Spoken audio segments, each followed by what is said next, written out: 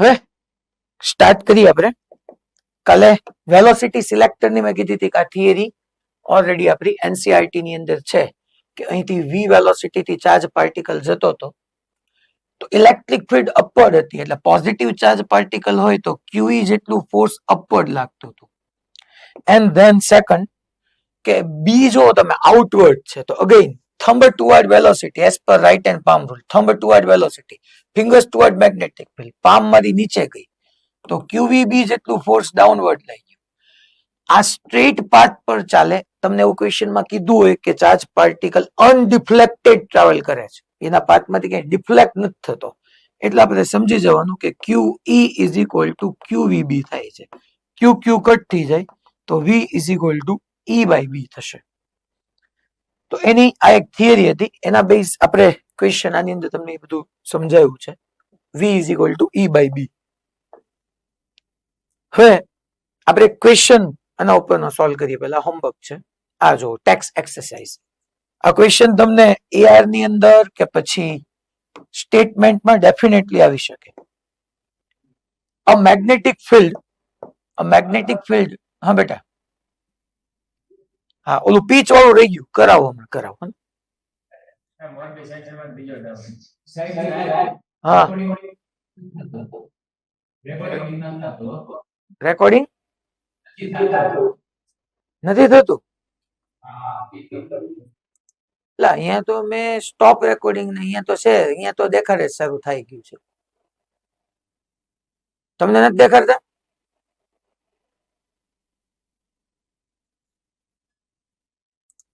હવે દેખાડ્યું જો નહીં? ઉભા રહ્યો એક મિનિટ, ખમો તો હું બોલાવી લઉં. ભાઈ રેકોર્ડિંગ નથી, આઈપી ઉપર થતું નથી. છોકરાઓનું કેવું એમ છે, ચાલુ જ છે ને. આમાં હું કેમ નથી દેખાતો? ઓકે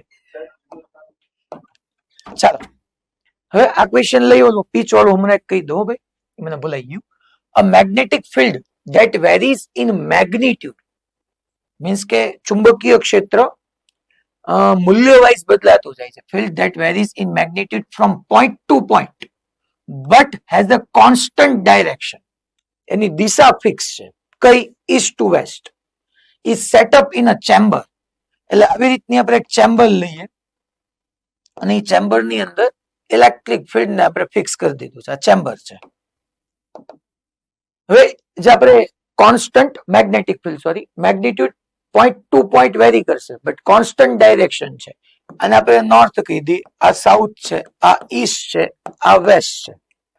તો હવે એને કીધું છે varies in magnitude from point to point but has constant direction east to west. Direction east to west છે. હા, મેગ્નિટ્યુડ વાઇઝ અલગ અલગ જગ્યાએ વેરી કરે છે. A charge particle enters in the chamber and travels undeflected. એટલે chamber ની અંદર એક પાર્ટિકલ, ચાર્જ પાર્ટિકલ, કઈ કીધું ન હોય એટલે હું પોઝિટિવ લઈ લઈશ. Charge particle enters in the chamber and travels undeflected. એટલે સીધો વ્યૂ થાય છે. મીન્સ કે અહીંયા આવી રીતનો આમ ચાર્જ પાર્ટિકલ એન્ટર થયો, ક્યાંથી એન્ટર થયું તો આપણે જોવાનું છે. એન્ટર થયો ની અનડિફ્લેક્ટેડ વ્યૂ ગયો along a straight path with constant speed. Yes, main વાત, with constant speed. What can you say about the initial velocity of the particle? Initial velocity of the particle. મારે ડાયરેક્શન, વેલોસિટી એટલે direction, બાકી તો એને કીધું તો છે જ આપણને કે charge particle enters the chamber and travels undeflected, straight path પર અનડિફ્લેક્ટેડ જાય છે. હવે માની લો ચાર્જ પાર્ટિકલ આમ આવ્યો હશે, હું અહીંયા એક ચાર્જ પાર્ટિકલ લઈ લઉં, યા તો east to west, west to east, north to south કે સાઉથ ટુ નોર્થ. ચલો આપણે ચેક કરીએ. હવે ઇલેક્ટ્રિક ફિલ્ડ આમ મેગ્નેટિક ફિલ્ડ આમ છે આની અંદર, અને આપણને એને મેગ્નેટિક ફિલ્ડ ની જ વાત કરી. અહીંયા ક્વેશ્ચનમાં ક્યાંય ઇલેક્ટ્રિક ફિલ્ડ નું તો ડિસ્કશન છે જ નહીં, ખાલી મેગ્નેટિક ફિલ્ડ છે. ઈસ્ટ ટુ વેસ્ટ છે મેગ્નેટિક ફિલ્ડ. અચ્છા, મેગ્નેટિક ફિલ્ડ હોય અને મૂવિંગ ચાર્જ હોય તો મેગ્નેટિક ફોર્સ ની ફોર્મ્યુલા આપણને ખબર છે, Fm vector is equal two Q V vector cross B vector. અને એ અનડિફ્લેક્ટેડ જતું હોય ધેટ મીન્સ કે મેગ્નેટિક ફોર્સ 0 છે, કારણ કે અનડિફ્લેક્ટેડ કીધું છે. હવે આપણે આગળનો જસ્ટ આની પ્રીવિયસ સ્લાઇડમાં આપણે કેસ જોયો ને, એમાં યાદ કરો મેગ્નેટિક ફોર્સ અને ઇલેક્ટ્રિક ફોર્સ બે સેમ થતા હતા. QE is equal to QVB હતું. હવે અહીંયા ક્યાંય ઇલેક્ટ્રિક ફિલ્ડ તો આપણને કીધું નથી, ઇલેક્ટ્રિક ફિલ્ડ કીધું નથી, ખાલી મેગ્નેટિક ફિલ્ડ જ આપ્યું છે. અને ધો પાછો ચાર્જ પાર્ટિકલ અનડિફ્લેક્ટેડ ટ્રાવેલ કરે છે, તો ધેટ મીન્સ કે એની ઉપર મેગ્નેટિક ફોર્સ 0 હોવું જોઈએ. મેગ્નેટિક ફોર્સ 0 થવા માટે બે જ પોસિબિલિટી છે, યા તો તમારી વેલોસિટી અને મેગ્નેટિક ફિલ્ડ બે એકબીજાને પેરેલલ હોય, યા તો વેલોસિટી અને મેગ્નેટિક ફિલ્ડ બંને એકબીજાને એન્ટી પેરેલલ, તો જ આ પોસિબલ બને. કારણ કે આ બંને કેસની અંદર તમારું મેગ્નેટિક ફોર્સ 0 થાય, એટલે યા તો charge particle east to west જતો હોય, યા charge particle west to east જતો હોય, બે માંથી એક પોસિબિલિટી હોય. તો એને એકોર્ડિંગ તમને કહી દેશે, જો initial velocity is either parallel or anti parallel to B, યા તો સમાંતર યા પ્રતિ સમાંતર, એટલે યા વેસ્ટ ટુ ઈસ્ટ યા ઈસ્ટ ટુ વેસ્ટ. રેડી? આના બેઝ તમને આગળ બીજો એક ક્વેશ્ચન બી આપ્યો છે, પાર્ટ બી જોઈએ. જો આગે શું કહે છે, a charge particle enters an environment of a strong and non uniform magnetic field. હા બેટા, હા કોન્સ્ટન્ટ વેલોસિટી, તો શું એ તો અહીંયા કીધું છે ને, ડાયરેક્શન ફિક્સ છે અને અનડિફ્લેક્ટેડ છે. મેગ્નેટિક ફોર્સ નું વર્ક તો 0 જ થાય બેટા, મેગ્નેટિક ફોર્સ નું વર્ક 0 થાય તો કોઈ સ્પીડ ચેન્જ કરે જ નહીં. યસ જુનાગઢ બેટા?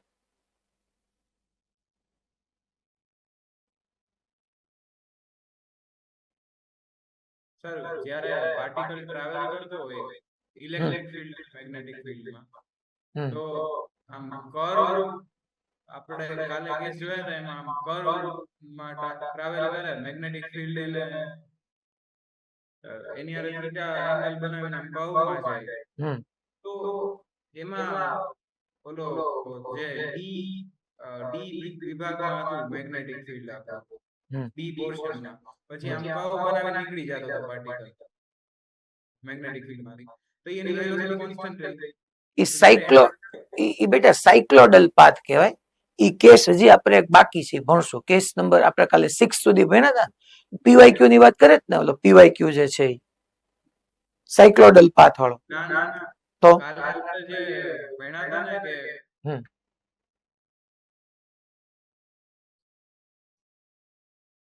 ઈ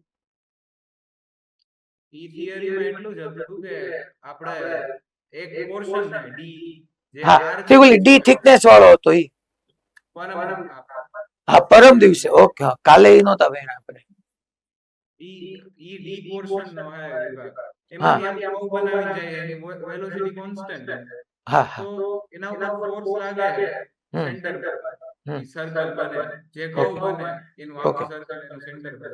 ઓકે, તો જ્યારે નીકળે ઈ બહાર, ત્યારે ફોર્સ ની વેલોસિટી ન હોય ઈ ડાયરેક્શનમાં, વાય ડાયરેક્શનમાં, તો એની વેલોસિટી કોન્સ્ટન્ટ કેમ રહે? એની વેલોસિટી ચેન્જ થવી જોઈએ ને. વેલોસિટી ચેન્જ જ થાય, સ્પીડ કોન્સ્ટન્ટ રહે. હું વેલોસિટી કોન્સ્ટન્ટ મીન્સ કે મેગ્નીટ્યુડ કોન્સ્ટન્ટ, તો વેલોસિટી જોતું હોય તો ઓનલી ના મેગ્નીટ્યુડ ચેન્જ નો થાય. વાય ડાયરેક્શનમાં કાઈ મેગ્નેટ્યુડની તો વેલોસિટી છે ને વાય ડાયરેક્શન, પણ એની ડાયરેક્શન ચેન્જ એક્સ માં હાવ ખતમ થઈ ગઈ છે ને, ત્યારે એક્સ માં સાવ ખતમ થઈ ગઈ છે, ટેન્જેન્શિયલ બચી હશે. સમજ, એક્સ અને વાય બે માં હતી. અહીંયા આવી રીતનો આપણો પોર્શન હતો ને, આમ ડી થિકનેસ વાળું હતું, તો આ વાત કરે છો સાહેબ કે ઇનવર્ડ મેગ્નેટિક ફિલ્ડ હતું, અને અહીંથી ચાર્જ પાર્ટિકલ આમ એન્ટર થયો અને અહીંથી બહાર વયો ગયો, તો અહીંયા વેલોસિટી આમ હતી, અહીંયા એની વેલોસિટી આમ હતી, તો ડાયરેક્શન વાઇઝ વેલોસિટી ચેન્જ થઈ, બટ મેગ્નીટ્યુડ વાઇઝ એટલા માટે નો ચેન્જ થાય બેટા, because of magnitude wise velocity change થવા માટે તો વિચાર કર, કાઇનેટિક એનર્જી ઇન્ક્રીઝ થવી પડે. કાઇનેટિક એનર્જી તો વર્ક થયું હોય તો જ કાઇનેટિક એનર્જી થયું હોય, અને મેગ્નેટિક ફિલ્ડ નું વર્ક ડન તો 0 છે, તો ઈ તો કોઈ એનર્જી સપ્લાય કરવાનો જ નથી. અહીંયા વી છે ને અહીંયા વી જ છે. હા, ખાલી ડાયરેક્શન ચેન્જ થાય એમ કહેવાય. હવે તું એમ કહેવા જા છો કે અહીંયા એક્સ માં જ છે, અહીંયા સર એક્સ માંથી વાય માં આવી ગઈ, પણ ડાયરેક્શન વાઇઝ વાય માં આવી ગઈ. એ તું સમજ આખી આખું, અહીંથી બહાર નીકળ્યો ત્યારે જે ડાયરેક્શન, એની આગળની ક્ષણે એની પાસે વાય માં હશે જ નહીં. આ જે હશે એ જ હશે, જે ડાયરેક્શન હશે એ જ થાય. તારો કહેવાનો મિનિંગ એમ થયો ને કે અહીંયા એક્સ માં છે તો ત્યાં વાય માં આવી ગઈ, પણ ઈ ડાયરેક્શન વાઇઝ, મેગ્નીટ્યુડ વાઇઝ તો વી નું વી જ, હું મેગ્નીટ્યુડ ચેન્જ નહીં થાય એમ કહું છું. અહીંયા 10 મીટર પર સેકન્ડ હશે તો અહીંયા 10 જ રહેશે. હવે 10 કેવી રીતના થયું હોય કે એક્સ માં કઈક સમથિંગ આવી ગયું, માની લો 10 સેટ કરવું હોય, સમજ આ 10 રૂટ 2 છે, x માં 10 રૂટ 2 છે, તો અહીંયા આવશે તો પછી અહીંયા શું થઈ જશે, x માં 10 ને y માં 10, તો એનું રૂટ લે તો under route 10 square plus 10 square એટલે 100 પ્લસ 100 10 રૂટ 2 થઈ ગયું. એ તો એનું જ રહેશે. અન્ડરસ્ટુડ? હવે એક ક્વેશ્ચન ઇલેક્ટ્રિક ફીલ્ડ. હવે ઇલેક્ટ્રિક ફીલ્ડ અપવર્ડ હોય અને એમાં સીધો જ હોય પાર્ટિકલ, તો ત્યારે જે કર્વ થાય ત્યારે કર્વ થાય આ સેમ પોર્શન આમાં માનો કે ઇલેક્ટ્રિક ફીલ્ડ અપવર્ડ હોય, તો ત્યારે એની વેલોસિટી બદલાય છે. ઈ બે માં કન્ફ્યુઝન થયું મેગ્નેટિક. જો ઇલેક્ટ્રિક ફીલ્ડ હશે તો એની ઉપર QE ફોર્સ લાગશે, ફોર્સ લાગશે એટલે ડિસ્પ્લેસમેન્ટ થશે અને વર્ક થશે તો W ડેલ્ટા K મુજબ એમાં એની કાઇનેટિક એનર્જી ચેન્જ થશે. મેં પરમદીના લેક્ચરમાં જ સ્ટાર્ટમાં કીધું હતું, યાદ કર બેટા, કે લોરેન્સ ફોર્સમાં ઇલેક્ટ્રિક ફોર્સ જે છે ને એ સ્પીડ અને કાઇનેટિક એનર્જી બંને ચેન્જ કરી શકે, બટ મેગ્નેટિક ફોર્સ સ્પીડ કે કાઇનેટિક એનર્જીને ચેન્જ ન કરી શકે. એટલે બે જ્યારે ઇન્વોલ્વ થતા હોય ઇલેક્ટ્રિક ફિલ્ડ અને મેગ્નેટિક ફિલ્ડ, ત્યારે પોસિબિલિટી છે કે મેગ્નેટિક ફિલ્ડનું કામ ખાલી અને ખાલી ડાયરેક્શન ચેન્જ કરવાનું રહે અને ઇલેક્ટ્રિક ફિલ્ડનું કામ સ્પીડ ચેન્જ કરવાનું રહે. એવો કેસ હમણાં જ હું તને આજે સાયક્લોટ્રોનમાં ભણાવું. ડન? Okay fine. અચ્છા, હવે આપણે ક્વેશ્ચન સેકન્ડમાં આ આપણે લેતા હતા, એ પછી બી પાર્ટ. ચલો જો આ ક્વેશ્ચન શું કે છે, a charged particle enters an environment, a charged particle enters an environment of a strong and non-uniform magnetic field. Strong એટલે કે એવા એક વાતાવરણમાં, એન્વાયરમેન્ટ એટલે વાતાવરણ કે જ્યાં સ્ટ્રોંગ એટલે મજબૂત અને અનિયમિત non uniform magnetic field varying from point to point both in magnitude and direction. દિશા વાઇઝ એ બદલાય છે, મૂલ્ય વાઇઝ એ બદલાય છે, અનિયમિત ચુંબકીય ક્ષેત્ર છે. and comes out, charged particle દાખલ થાય છે અને બહાર આવે છે, comes out of it following a complicated trajectory. Complicated એટલે ખૂબ જેને કહેવાય ગૂંચવણિયા ભણો માર્ગમાંથી પસાર થઈને પાર્ટિકલ બહાર આવે છે. would its final speed equal the initial speed if it suffered no collision with the environment? શું એની સ્પીડ સેમ રહેશે? અગેન એ અહીંયા એક ચેમ્બરની જ વાત કરે છે. આવું એક આપણે સ્પેસ લઈ લઈએ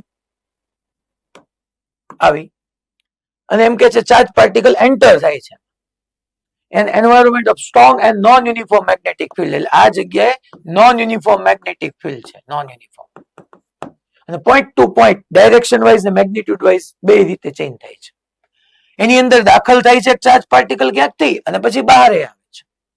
અચ્છા, અને કેવા પાથ પર બહાર આવે છે? તો કે કોમ્પ્લિકેટેડ ટ્રેજેક્ટરી છે, એનો ગતિપથ ખૂબ ચિત્ર વિચિત્ર છે. would its final speed equal the initial speed? શું એની જે એન્ટર થતો હોય ત્યારની સ્પીડ અને જ્યાંથી બહાર નીકળે ત્યાંની સ્પીડ શું સેમ હશે? if it suffered no collision with the environment, એ બીજા કે એન્વાયરમેન્ટ સાથે કોલિઝન ન થતો તો શું સ્પીડ સેમ હશે? Yes, why not? Because of અંદર કયું ફિલ્ડ છે? Magnetic field.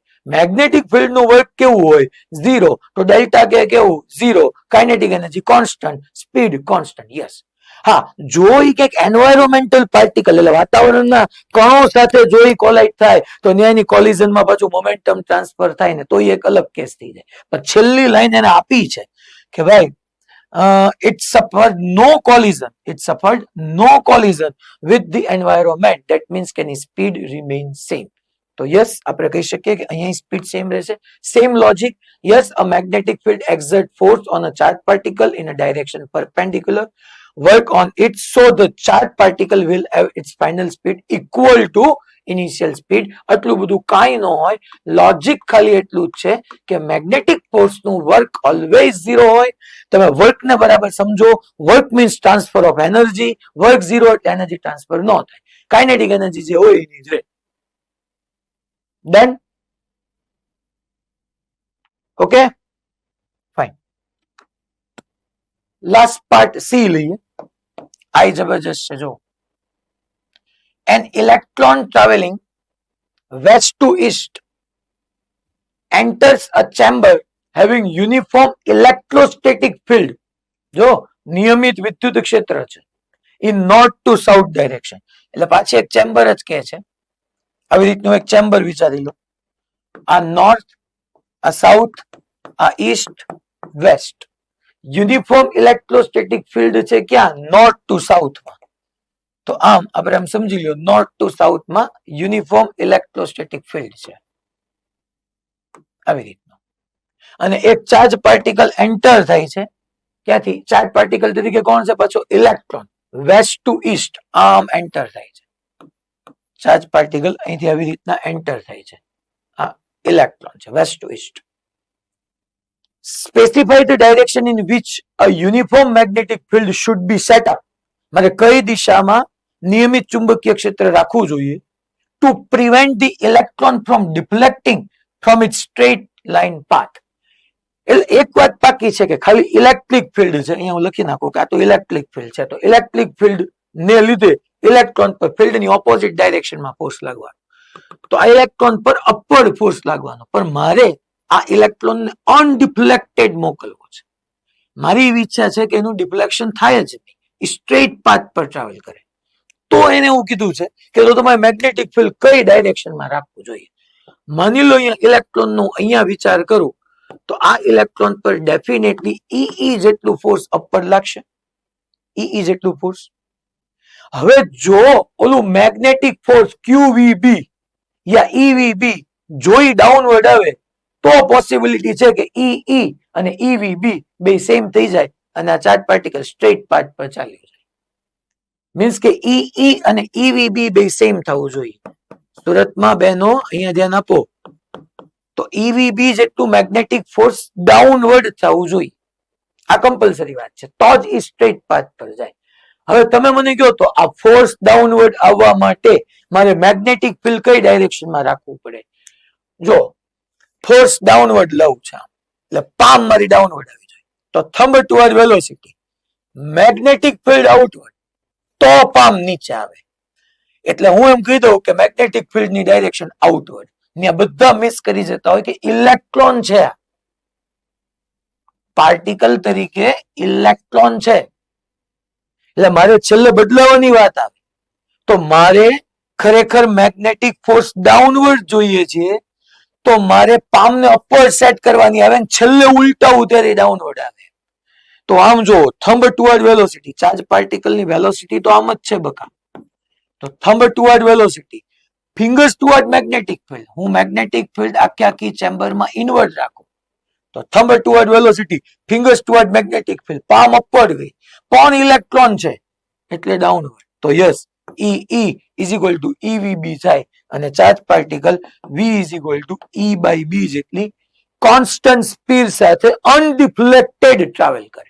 અનડિફ્લેક્ટેડ, ક્યાંય પાથમાંથી વિચલિત ન થાય. તો ખરેખર મેગ્નેટિક ફિલ્ડની ડાયરેક્શન ક્યાં આવશે? ઇનવર્ડ. અહીંયા એમ કીધું તો magnetic field must act in vertically downward. Downward હોય ઈ ઇનવર્ડ હોય, આઉટવર્ડ હોય ઈ અપવર્ડ હોય. તમે આ જ વસ્તુ વર્ટિકલ પ્લેન ને બદલે હોરિઝોન્ટલ પ્લેનમાં સમજો. આ વર્ટિકલ પ્લેનમાં ઇનવર્ડ, જો વર્ટિકલ પ્લેનમાં ઇનવર્ડ, એ હોરિઝોન્ટલ પ્લેનમાં ડાઉનવર્ડ.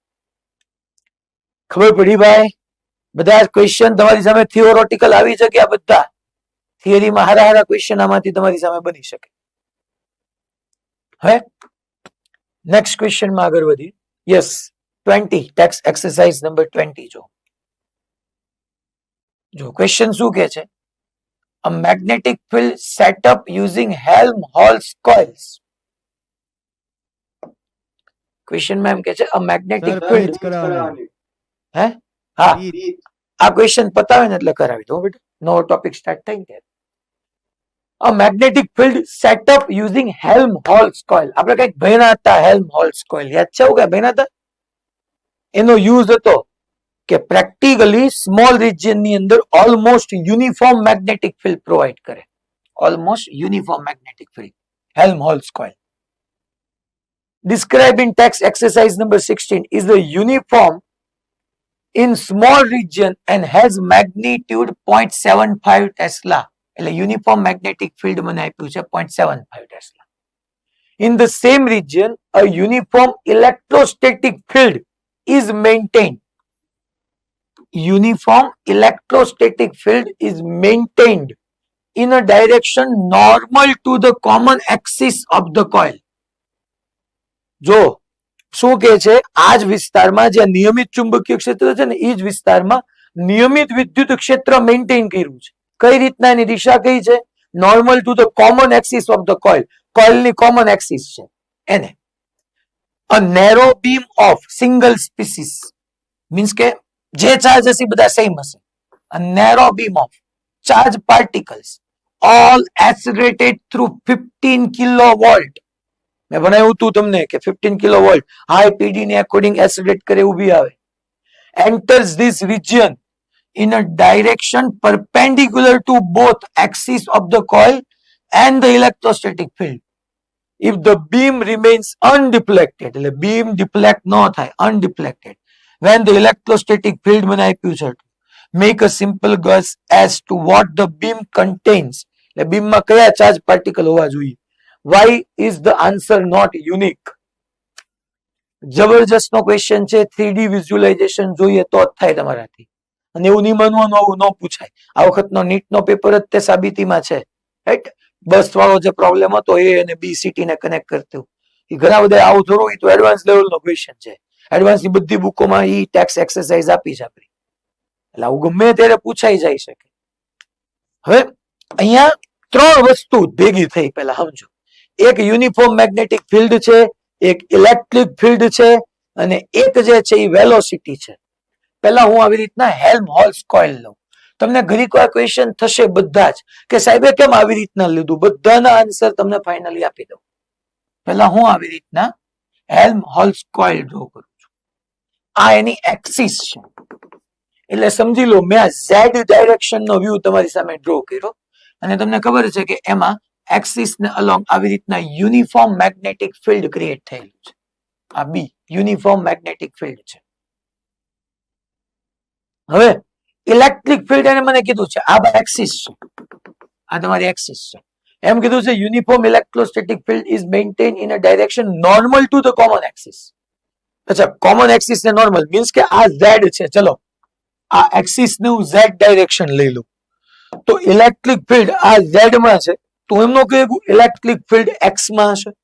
એને જો કોમન એક્સિસ, ટૂંકમાં જે એક્સિસ છે ને એ જ મારી ઝેડ ડાયરેક્શન થઈ ગઈ. એટલે ખરેખર આ ઝેડ હોય તો એક કોઇલ અહીંયા છે, એક કોઇલ અહીંયા છે, પણ એને હું બોર્ડ ઉપર આમ જ ડ્રો કરીએ, કારણ કે બોર્ડ ઉપર મારી પાસે 3D વ્યૂ ન હોય. બાકી એક કોઇલ અહીંયા છે હેલ્મહોલ્ટ્ઝ ની ફર્સ્ટ કોઇલ, સેકન્ડ કોઇલ અહીંયા છે. આ ઝેડ ડાયરેક્શન છે. આ જ ડાયરેક્શનમાં તમારું મેગ્નેટિક ફિલ્ડ છે. આ જ કોમન એક્સિસ છે, બેની એક્સિસ કોમન છે. હું એક્સ માં તમારું યુનિફોર્મ ઇલેક્ટ્રિક ફિલ્ડ લઈ લઉં, આ ડાયરેક્શનમાં હું યુનિફોર્મ ઇલેક્ટ્રિક ફિલ્ડ લઈ લઉં. આ ડાયરેક્શન સમજી લો તમારી એક્સ છે. હવે એમ કે છે a narrow beam of charge particle all accelerate, એટલે ક્યાંકથી પાછળથી એસિલેટ થઈને આવે છે, એ પછી આપણે ડિસ્કસ કરીએ. Through 15 kilovolt enters in region direction perpendicular to the both axis of the coil and electrostatic field. એટલે આ તમે સમજી લો, આ ઝેડ એક્સિસ થઈ ગઈ, આ ઇલેક્ટ્રિક ફિલ્ડ થઈ ગયું. તો ચાર્જ પાર્ટિકલ ની વેલોસિટી આમ હોવી જોઈએ, કારણ કે એક્સ માં ઇલેક્ટ્રિક ફિલ્ડ, ઝેડ માં મેગ્નેટિક ફિલ્ડ, તો વેલોસિટી માં એક જ ડાયરેક્શન રહી વાય, તો જ એને બેયને પરપેન્ડિક્યુલર થયું. કોમન એક્સિસ ને પરપેન્ડિક્યુલર, ઇલેક્ટ્રોસ્ટેટિક ફિલ્ડ ને પરપેન્ડિક્યુલર. એટલે અહીંથી એક ચાર્જ પાર્ટિકલ ની જે નેરો બીમ છે, આવી રીતના ચાર્જ પાર્ટિકલ ના નેરો બીમ છે, અહીંથી આમ જઈ રહ્યા છે વાય એક્સિસ માં, મીન્સ કે આ ડાયરેક્શન માં એની વેલોસિટી છે. આ બધું ભૂલાય છે જો આજે ઘરે જઈને કે આપણે ક્યાંક નોટિંગ ન કર્યું ને તો આ પ્રોબ્લેમ પછી જયારે ફાઇનલમાં આવે સાહેબે કરાવ્યો હતો ને ત્યારે ખબર પડી ગઈ હતી, પછી મને ભૂલાઈ ગયું. અને પછી શું થાય કે આનો આ પ્રોબ્લેમ શીખવામાં ફરીથી પાછા આપણે 15 મિનિટ બગાડી, જયારે ખરેખર આપણને રિવિઝન કરવાનો ટાઈમ હોય કે ત્રણેય પરપેન્ડિક્યુલર કેમ થયું, બી, ઈ અને વી. તો હવે તમે જોવા જાઓ ચાર્જ પાર્ટિકલ આપણે અહીંયા ક્યાંક એઝ્યુમ કરીએ. ચાલો અહીંયા જુઓ, એઝ્યુમ કરો, પેન નો કલર બદલી નાખું, અને અહીંયા ક્યુ ચાર્જ પાર્ટિકલ હતો. અહીંયા હું એમ કહું છું કે આવો ક્યુ ચાર્જ પાર્ટિકલ હતો. તો જુઓ તો આ પોઝિટિવ ચાર્જ છે, તો પોઝિટિવ ચાર્જ હોય તો એના પર ઇલેક્ટ્રિક ફોર્સ તો ફિલ્ડ ની ડાયરેક્શન માં જ લાગે. રાઈટ વર્ડ જો ઇલેક્ટ્રિક ફિલ્ડ છે, આ રહ્યું જો આ ઈ છે, તો આ ડાયરેક્શન માં ક્યુઈ જેટલું ફોર્સ નહીં લાગે એની ઉપર. Right word positive x. અચ્છા, હવે એની વેલોસિટી મેગ્નેટિક ફિલ્ડ ને પરપેન્ડિક્યુલર છે. ચાલો તો આપણે રાઈટ હેન્ડ પામ રૂલ બધા ગોઠવશે. થંબ, ચાલો થંબ ગોઠવો, વેલોસિટી આમ છે, થંબ ટુવર્ડ વેલોસિટી. ફિંગર્સ ક્યાં રાખવાની, ફિંગર ઝેડ માં છે, મેગ્નેટિક ફિલ્ડ ઝેડ માં. આ એક્સ માં છે કે ઝેડ માં છે? ઝેડ માં છે. યસ. તો thumb toward velocity, finger toward magnetic field. Palm મારી ક્યાં ગઈ? પામ મારી લેફ્ટવર્ડ ગઈ. તો મારી લેફ્ટવર્ડ પામ ગઈ. ધેટ ઇઝ ક્યુ વી બી. તો છોકરાઓ હું એમ કહી શકું અનડિફ્લેક્ટેડ. મને ક્વેશ્ચનમાં ગિવન છે કે અનડિફ્લેક્ટેડ. અનડિફ્લેક્ટેડ મીન્સ કે મારે Q E is equal to Q V B કરવાનું છે. Q Q Q. તો અહીંયા V is equal to E by V આવી. અચ્છા, તમારી પાસે ઇલેક્ટ્રિક ફિલ્ડ છે, અન છે ને? આ રહ્યું જો, વોલ્ટ પર મીટર, એ ન્યૂટન પર કુલમ. મેગ્નેટિક ફિલ્ડ છે, અન છે ને? આ રહ્યું, બે છે જો. 0.75 ટેસ્લા મૂકી દો. સોરી, મેગ્નેટિક ફિલ્ડ ડિનોમિનેટરમાં છે, 0.75 ટેસ્લા કહી દો. ઇલેક્ટ્રિક ફિલ્ડ ઉપર મૂકી દો, 9 × 10⁵. હવે વી નથી મારી પાસે. એની માટે મને આપ્યું છે, એની માટે મેં તમને ઓલી થિયરી ભણાવી હતી કે ભાઈ તમારી સામે આવા કેસીસ ક્યારેક આવી શકે કે અહીંયા હાઈ પોટેન્શિયલ હોય, અહીંયા લો પોટેન્શિયલ હોય. અહીંયા હું 0 વોલ્ટ કહી દઉં, અહીંયા હું 15 કિલો વોલ્ટ કહી દઉં. એક યાદ કરો, આપણે ચાર્જ પાર્ટિકલ ને અહીંથી રેસ્ટ કર્યો હતો, તો એની શું થાય? તો કે in the direction of electric field potential decrease થતું જાય. તો આ ડાયરેક્શનમાં ઇલેક્ટ્રિક ફિલ્ડ હોય, કારણ કે અહીંયા પોટેન્શિયલ વધારે છે અને અહીંયા પોટેન્શિયલ ઓછો છે. આ V is equal to 15 kilo volt છે. So in the direction of electric field potential decrease થતો છે. મેં તમને યાદ કરો ટોટલ મેકેનિકલ એનર્જી કન્ઝર્વ કરાવ્યું હતું. મેં એવું કીધું હતું initial kinetic plus initial potential is equal two final kinetic plus final potential. Initially rest પર છે જો, તો 0. અચ્છા, પોટેન્શિયલ એનર્જી QV થઈ જાય. ફાઇનલ કાઇનેટિક એનર્જી, તો કે ભાઈ ફાઇનલ કાઇનેટિક એનર્જી મારે જોઈ છે, હાફ mv².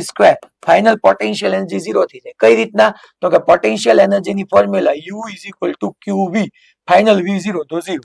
અહીંથી મને સ્પીડ મળે જો, એટલે અહીંથી આમ એક્સિલરેટ થઈને આવ્યો, સ્પીડ વધતી ગઈ વધતી ગઈ વધતી ગઈ, અને અહીંથી પછી આવી રીતના ઈ y ડાયરેક્શનમાં વયો ગયો. એટલે અહીંયા આખે આખે આમ હશે, આમ નીચે. અહીંયા લો પોટેન્શિયલ 0 વોલ્ટ, અહીંયા 15 કિલો વોલ્ટ, અને અહીંથી ચાર્જ પાર્ટિકલ એક્સિલરેટ થતો થતો થતો થતો થતો આવીને પછી અહીંથી સીધો આમ પસાર થવા માંડ્યો છે. તો એની speed is equal to √2q∗V/m. અચ્છા, પોટેન્શિયલ ડિફરન્સ છે, હા ખબર છે, ખબર છે મને ડેફિનેટલી. હાલો પહેલા વેલ્યુ પુટ કરવા દો અહીંયા, એટલે મને બધી ખબર. ચલો, પોટેન્શિયલ ડિફરન્સ મને ખબર છે. આ કેપિટલ V PD જો, આ સ્પીડ છે, તો સ્પીડ ની જગ્યાએ હું મૂકું √2qV/m is equal two 9 × 10⁵ upon 0.75. ચલો, અહીંથી 2 મને ખબર છે, V મને ખબર છે, ચાર્જ કયો છે એ મને નથી ખબર. ચાર્જ ખબર હોય તો માસ ખબર હોય, એટલે Q/m મને નથી ખબર. અહીંથી તમને જે મળવાનું ની Q/m ફાઇન્ડ કરવાનું. પેલા રૂટ ઓલી સાઈડ જાય તો શું થઈ જાય? સ્ક્વેર. અને પછી 2 ને ડિનોમિનેટરમાં નાખી દો, V ને ડિનોમિનેટરમાં લઈ લો અને વેલ્યુ પુટ કરો, એટલે Q/m તમને જે મળવાનું છે અહીંથી આપણે જોઈએ. જો આવ્યું Q/m, તો Q/m સ્મોલ v²/2v, તો Q/m તમને મળે છે 4.8 × 10⁷ કુલમ પર કેજી. મને મળે છે 4.8 × 10⁷ કુલમ પર કેજી. એટલે અહીંયા હું લખી દઉં છું કે Q/m આપણને જે મળવાનું છે, Q/m 4.8 × 10⁻17 કુલમ પર કેજી. આ તમારો 10⁻7, not -17, સોરી, 10⁻+7. આવું મને કઈક મળ્યું, કેલ્ક્યુલેશન કર્યું. તો હવે તમે જોવા જાઓ, ડ્યુટેરોન માટે ચેક કરો ને. ડ્યુટેરોન એટલે 1H2. એમાં છોકરાઓ તમને ખબર જ છે કે એનું માસ 2 times of mass of proton, અને ચાર્જ તો 1 પ્રોટોન નો જ હોય.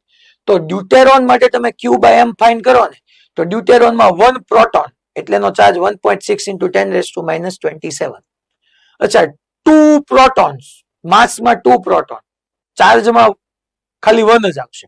માસમાં જો 2 times of mass of proton આવે, તો 1.6 × 10⁻27 મળ્યું. તો સેમ મળ્યું. જો મીન્સ કે જે નેરો બીમ બન્યું છે એ નેરો બીમ ડ્યુટેરોન નું બનેલું હશે. તમને આમાંથી ક્વેશ્ચન આપી શકે કે Q/m તમને એવી બધી વેલ્યુ સેટ કરે કે ભાઈ આ બીમ શેનું બનેલું હશે? ડ્યુટેરોન હશે. પછી એક આપણે હિલિયમ +2 રાખી દઉં લિથિયમ +3 રાખી દઉં. આ બધામાં તમે જોવા જાઓ તો ચાર્જ વાઇઝ 1 પ્રોટોન અને માસ વાઇઝ 2 mp. આટલું જોવાનું. હિલિયમ +2 જો, Li+3 જો. એટલે પેલા કીધું છે which means that the particle may be deuterons, each of which contains 1 proton and 1 neutron. The answer is not unique because we have determined only one ratio of charge to mass, He+2 and Li+3. એટલે અહીંયા 1 ને અહીંયા 2 કેમ આવ્યું? કારણ કે જુઓ ને તમે અહીંયા ટોટલ આ ચાર્જ શો કરે, આ માસ શો કરે. માસમાં 2 - 1 કરો તો 1 ન્યુટ્રોન ને 1 પ્રોટોન. એટલે અહીંયા મેં ટોટલ બેનું માસ આપણે ઓલમોસ્ટ સેમ જ લઈએ છીએ. એટલે લાસ્ટ ક્વેશ્ચન હતો ને, why this answer is not unique. જો લખ્યું છે why the answer not unique. Unique એટલા માટે છે કે આ નેરો બીમ કઈ એવું જરૂરી નથી કે ડ્યુટેરોન એકલાનું જ હોય. એ ડ્યુટેરોન નું બી હોય, He+2 નું હોય, Li+3 નું હોય. અને ડી ઓપ્શન આપી દઉં, given all. તો તમારી સામે આ એમસીક્યુ તૈયાર થઈ ગયું. એટલે ક્વેશ્ચન સરસ હતો, સમજવા જેવો હતો. હવે હું અહીંયા એક ઓલું ભાઈને પીચ વાળું શીખવું હતું. અચ્છા, કાલનો આપણો લાસ્ટ કેસ એવો હતો કે જેમાં એક્સ ડાયરેક્શનમાં જ મારું ઇલેક્ટ્રિક ફિલ્ડ હતું અને ઈ ડાયરેક્શનમાં જ મારું મેગ્નેટિક ફિલ્ડ હતું અને ઈ ચાર્જ પાસે વી જેટલી વેલોસિટી અપવર્ડ મેં આપી દીધી હતી. તો આની પાસે આ ચાર્જ પર, પોઈન્ટ ચાર્જ પર ઇલેક્ટ્રિક ફિલ્ડ છે તો ડેફિનેટલી આ ડાયરેક્શનમાં QE જેટલું ફોર્સ લાગશે. સો એક્સ ડાયરેક્શનમાં મેં તમને એમ કીધું હતું, નીચે લખું હું, કે એક્સ ડાયરેક્શન ની અંદર આપણે એવું કીધું હતું કે ભાઈ ઇનિશિયલ વેલોસિટી 0 છે, બટ યસ ફોર્સ છે, ધેટ ઇઝ QE. એટલે એક્સેલરેશન બી આવવાનું, ધેટ ઇઝ QE/m.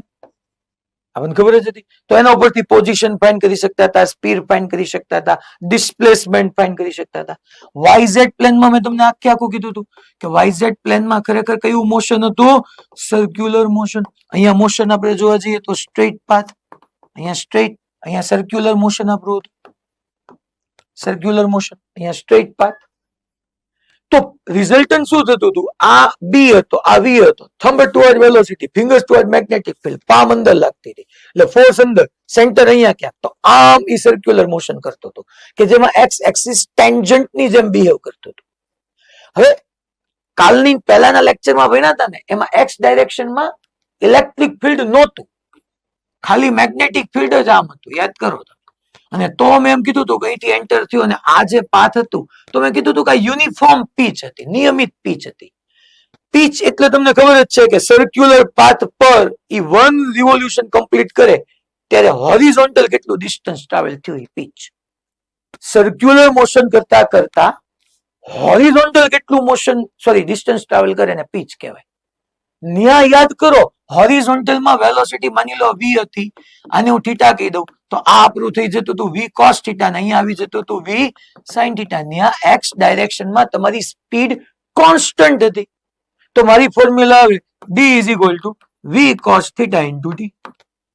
હવે x ડાયરેક્શન માં ઇનિશિયલ વેલોસિટી ડેફિનેટલી 0 છે, બટ પછી જો એની ઉપર કન્ટિન્યુઅસલી ફોર્સ લાગતું જાય છે. કયું ફોર્સ લાગે છે? ઇલેક્ટ્રિક ફોર્સ લાગે છે, QE. એની પાસે એક્સેલરેશન છે બકા. તો મારે હવે એક્સ ડાયરેક્શનમાં, ન્યા એક્સ ડાયરેક્શનના એનાલિસિસ વખતે મેં યાદ કરો તમારી પાસે લખેલું હશે, મેં એવું લખાયું હતું કે ડિસ્ટન્સ = સ્પીડ * ટાઈમ કરવાનું. પણ અહીંયા એક્સ ડાયરેક્શનમાં એ ફોર્મ્યુલા નો હાલે ને, કારણ કે એક્સ ડાયરેક્શનમાં ઇલેક્ટ્રિક ફિલ્ડ છે અને એ પાછું યુનિફોર્મ ઇલેક્ટ્રિક ફિલ્ડ છે, constant acceleration, Q fix, E fix, M fix. તો આ કોન્સ્ટન્ટ એક્સેલરેશન થયું અને કોન્સ્ટન્ટ એક્સેલરેશન થયું હોય તો મારે ફોર્મ્યુલા D યા તો x = v0xt + ½ ax * t² લખાવવું પડે. આ તો 0 છે તો ½ ax એટલે QE/m * ટાઈમ પીરિયડ નો સ્ક્વેર. તો આ પીચ શું થતી જવાની? હવે અહીંયા હું પાછું તમને ઈ ફિગર ને ડ્રો કરીને દેખાડી દઉં. અચ્છા, હવે અહીંયા હું ડ્રો કરું કે ભાઈ આપણે એવું સમજ્યા હતા કે આ ડાયરેક્શનમાં તમારું ઇલેક્ટ્રિક ફિલ્ડ હતું અને મેગ્નેટિક ફિલ્ડ હતું, બે છે E અને B. અને ઓલો ચાર્જ પાર્ટિકલ આ તમારો ઓરિજિન છે આમ દાખલ થયો તો આ પીચ જો આટલું ડિસ્ટન્સ ટ્રાવેલ થયું. પછી હવે તો યાર એક્સ ડાયરેક્શનમાં એક્સલરેશન છે. એક્સલરેશન પ્રવેગ એટલે વેગનો વધારો, મીન્સ કે વેગ વધતો જાય તો અંતર વધારે કપાવવાનું. બીજામાં આમ થયું, જો બીજી પીચ ઓર વધી ગઈ, ત્રીજી પીચમાં ઓર વધારો થશે તો ઇન્ક્રીઝિંગ પીચ કહી શકો યા નોન યુનિફોર્મ પીચ કહી શકો. મોર પ્રિસાઇઝલી તમે ઇન્ક્રીઝિંગ પીચ કહી દો કે પીચ ડિસ્ટન્સ વધતો જાય છે. મેઇન નોન યુનિફોર્મ યા તો તમે નોન તો અનિયમિત છે, નિયમિત પીચ નથી, યા તો તમે એને નોન યુનિફોર્મ કહો, યા તમે એને ઇન્ક્રીઝિંગ પીચ કીધું કે ભાઈ ઇન્ક્રીઝિંગ પીચ. કોને હતો ભાઈ ડાઉટ? ક્યાંથી હતો? સેન્ટર મને નથી ખબર. રાજકોટ. ઓકે ભાઈ, કઈ હવે રિપીટ કરવાની જરૂર નથી ને? કયું સૂત્ર? પીચ નું. ઓકે, હા, પીચ નું ઇક્વેશન તું જોવા જા બેટા. તો હવે પીચ નું ઇક્વેશન તો આ એક્સ તારું એ જ પીચ નું ઇક્વેશન થઈ ગયું બેટા. અહીંયા પીચ ઓફ હેલિક્સ એટલે તારે લખી નાખવાનું 0 પ્લસ હાફ ક્યુ ઈ અપોન એમ ઇન્ટુ ટી. ટી એટલે 2 પાઈ એમ અપોન ક્યુ બી. યાદ કર મેં હર વાર એને લખાયું હતું કે એન ની વેલ્યુ મૂકતા જવાની તો અલગ અલગ તમને ત્યાં જવાબ મળતો જશે. N types of capital T n square T square. Pitch જ થઈ ગયું ને. પીચ એટલે આજ નો થયું કેટલું ડિસ્ટન્સ ટ્રાવેલ કર્યું. પેલા x1 કર્યું, પછી x2 કર્યું, પછી x3 કર્યું, તો x1 x2 x3 આમ જ ફાઇન થવાનું છે. હા, જો આ ટાઈમ પીરિયડ 2 પાઈ અપોન ક્યુબી એન ની વેલ્યુ હું કઈ ન મૂકું તો બરાબર જ છે.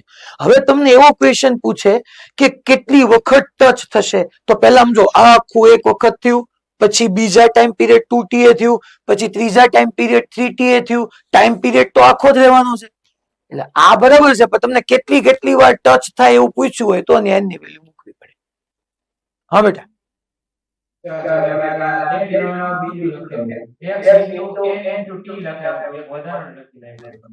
હું એમ કઉ છું કે આ n ઇન્ટુ કેપિટલ ટી રાખતો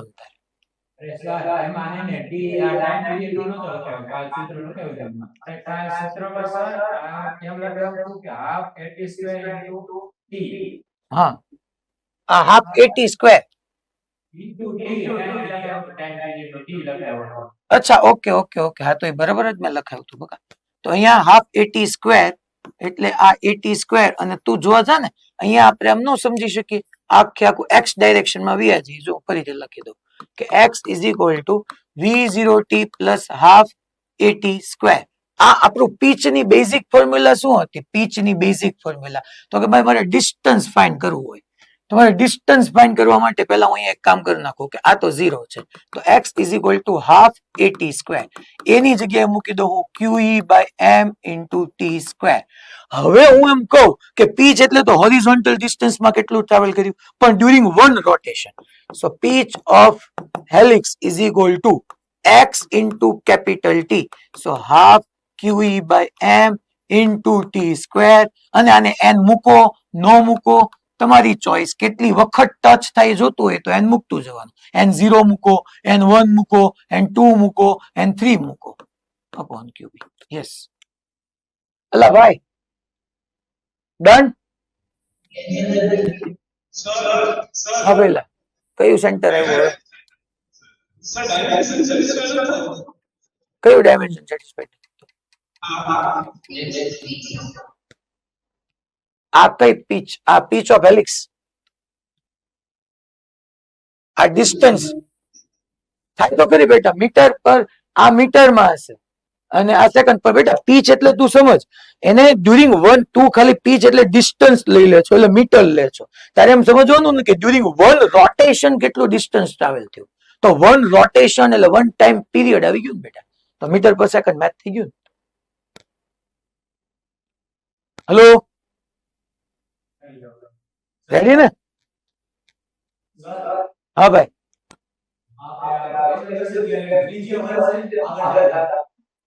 ત્રિજ્યા નહીં વધે બેટા. રેડિયસ ઓફ હેલિક્સ આ તો ફિક્સ જ રહેશે. એ શું કામ વધે? કારણ કે ઈ તો સાંભળ, ઈ તો બેટા ડિપેન્ડ કરશે r is equal to mb by qb પર. સ્પીડ કોન્સ્ટન્ટ રહેશે તો રેડિયસ તો કોન્સ્ટન્ટ જ રહેશે. હા, ઈ સ્પીડ વધશે, પણ ઈ સ્પીડ એટલે તું ઈ આ થયું બેટા, એક્સ ડાયરેક્શનમાં યુનિફોર્મ એસરેટેડ મોશન થયું. તું સમજ, બે સ્પીડ અહીંયા ઇન્વોલ્વ થઈ. એક જો બેટા વાય ડાયરેક્શનમાં એની પાસે ઇનિશિયલ હતી જ તે, વાય ડાયરેક્શનમાં હતી જ તે, ઈ કોન્સ્ટન્ટ જ રહેશે બેટા. એક્સ ડાયરેક્શનમાં જે ઇનિશિયલ વેલોસિટી એની 0 હતી ને, ઈ ઇન્ક્રીઝ ડેફિનેટલી થઈ જશે. ખબર પડી? કેસ કોમ્પ્લિકેટેડ જ હતો, તમે બરાબર જ છો. હા ભાઈ,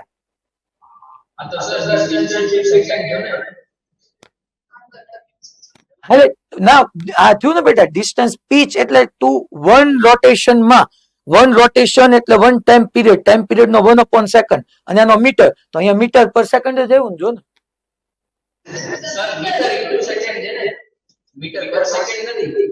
આ ટી એટલે બેટા ટાઈમ પીરિયડ થયો. ટાઈમ પીરિયડ ની ફોર્મ્યુલા શું થઈ? 1/સેકન્ડ થશે ને ડાયમેન્શન ટાઈમ પીરિયડ, આ મીટરમાં અને 1/સેકન્ડ માં ટાઈમ પીરિયડ 1/સેકન્ડ થશે ને. હા ફ્રીક્વન્સી એટલે 1/ટાઈમ પીરિયડ એટલે 1/સેકન્ડ ઇનવર્સ. તો આ જે છે એટલે તું શું કહેવા માંગે? અચ્છા ઓકે, જો આ છે ને એટલે એમ એને કહેવાનો મિનિંગ એમ છે કે પીચ એટલે હોરિઝોન્ટલ ડિસ્ટન્સ લઈ તો ડિસ્ટન્સમાં મીટર આવવું જોઈએ. પણ બેટા આ અહીંયા તું પ્રૂવ કરવા જઈશ એટલે મીટર ઇન્ટુ સેકન્ડ ઇનવર્સ આવશે. તારું કહેવાનું એમ છે ને. ટાઈમ પીરિયડ એટલે તું જોવા જા તો ટાઈમ નો second, sorry meter into second આવશે, સોરી મીટર ઇન્ટુ સેકન્ડ આવશે. હવે મીટર ઇન્ટુ સેકન્ડ, પણ હું એ જ કહું છું કે 1 ટાઈમ ડ્યુરેશનમાં, સોરી 1 રોટેશનમાં 1 ટાઈમ પીરિયડમાં કેટલું ડિસ્ટન્સ છે, એ સીધું હોરિઝોન્ટલ ડિસ્ટન્સ નથી. બાય કોને પૂછો તો એ ક્વેશ્ચન? કયા સેન્ટરમાંથી? હા, ભુજમાંથી. જો આપણા પીચની, ચાહે આપણે પીચ પરમ દિવસે ભણ્યા હોય, પીચ કાલે ભણ્યા હોય, પીચ નો મિનિંગ એક જ થાય કે 1 રોટેશનમાં કેટલું ડિસ્ટન્સ ટ્રાવેલ કર્યું.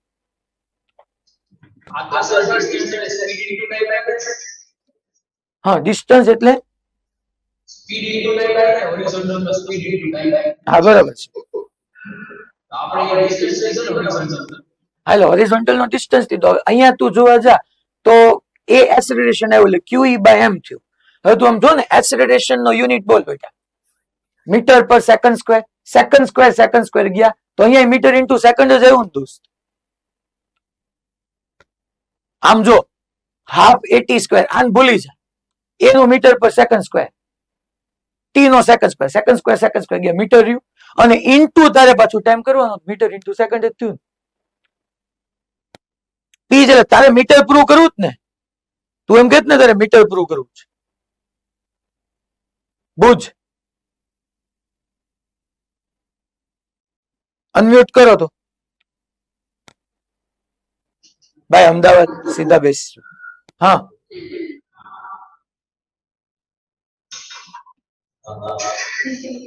અમદાવાદ ભુજ એ તમે કહો છો ને, તમે શું એને પ્રૂવ કરવું છે કે આ જે છે એ મીટર ની અંદર આવે. હવે મીટર તું જોવા જા હાફ AT સ્ક્વેર અને ટાઈમ પીરિયડ, આ એસરેટેડ મોશન થયું બેટા એક્સ ડાયરેક્શન ની. તમે જો મોડ્યુલ ઓપન કરો, ચલો હું તમને દેખાડું. પહેલા પીચ વાળા કોન્સેપ્ટ ની અંદર આવો ફટાફટ. જો પીચ વાળા કોન્સેપ્ટ ની અંદર આવો, મારી પાસે આમાં છે. चलो એટલે हम फटाफट आगे बढ़ते हैं.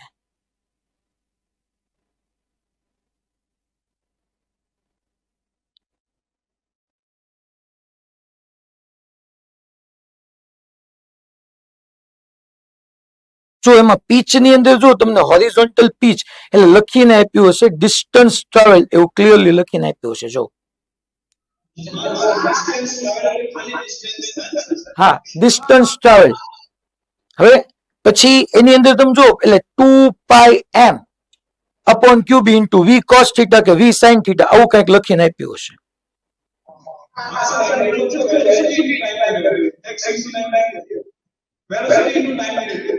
Velocity into time. હવે રિઝલ્ટન્ટ તમે માની લો ઇન્ક્રીઝિંગ પીચ કરો તો હાફ AT સ્ક્વેર, એટલે આ જો આમ. અચ્છા જો એને મુજબ આપણે ચાલી, એની મુજબ જ આપણે ચાલી જઈએ. મને હું અહીંયા જે તમને સમજાવું છું તમે સમજી લો. માની લો અહીંયા x ડાયરેક્શનમાં હું પહેલા આમ લખું v0x plus half et square. ચલો આ 0 આમાં બધાને ડન. ઓકે હાફ એ બોલો એ એસેલરેશન કઈ ડાયરેક્શનમાં આવવાનું છે તો કે ભાઈ x ડાયરેક્શનમાં એટલે a ની જગ્યાએ qe by m into small t એટલે ટાઈમ તો ટાઈમ ની જગ્યાએ આપણે મૂકી દઈએ 2 pi m upon qb into whole square. હવે તમે સિમ્પ્લિફાય કરો તો મીટર પર સેકન્ડ સ્ક્વેર. યસ તો પીચ ઓફ હેલિક્સ આ થશે. યસ આઈ થિંક પહેલા મેં આ જ લખ્યું હતું, મને યાદ નથી મેં પહેલા શું લખ્યું હતું. 2 pi m upon qb whole square. Hello sir. હા બેટા સર ઈ તો શરૂઆતની પીસ થઈ ને. પહેલી પીચ થઈ પછી તારે જેટલી જોતી હોય એટલે n મલ્ટીપ્લાય કરી નાખ અને આમ સિમ્પ્લિફાય કરી નાખ. સર એમાં n મલ્ટીપ્લાય નો કરવાનો હોય ને. એમ નહીં હા, એ ઈ રહે. માની લો 1 ટાઈમ પીરિયડ હોય પણ 2 ટાઈમ પીરિયડ હોય તો એમાં સર v0 બદલી જાય ને v0. હા v0 તું પહેલેથી શરૂ કરતો v0 0 જ છે, વચ્ચેથી શરૂ કરતો v0 બદલાઈ જાય. આ v0 થાય eqm/t થઈ જાય. હા એટલે ટૂંકમાં તમારે પહેલી વખત અહીંયા જોતો હોય તો હાફ et સ્ક્વેર એટલે 2 pi m upon qb whole square. તો કાલે આપણે આનો તો લખ્યું તો હું લખ્યું છું એકાદું જણ કયો તો. Hello sir. હા ઈ પીસ દરેક સમય બદલતી જાય ને દરેક સેકન્ડે. હા એ બદલતું જશે. હાલો હા બેટા આપણા n પીરિયડ છે nt લેવું પડે ને n into t. હા એટલે તારે જસ્ટ પીચ જોતી હોય તો ખાલી તું ટી લે, પછી કેટલી કેટલી વખત ટચ કરે છે એવું કઈક પૂછ્યું હોય તો n ઇન્ટુ કેપિટલ ટી લે. તો ઈ સ્ક્વેર ની અંદર મૂકવાનું ને n into capital. હા એટલે તો પછી તો ટાઈમ એ જ થઈ ગયો ને. એટલે n ઇન્ટુ ટી સ્ક્વેર ટૂંકમાં પહેલા જો 1 time period 2 time period 4 time period 3 time period એમ કરતું જાવ.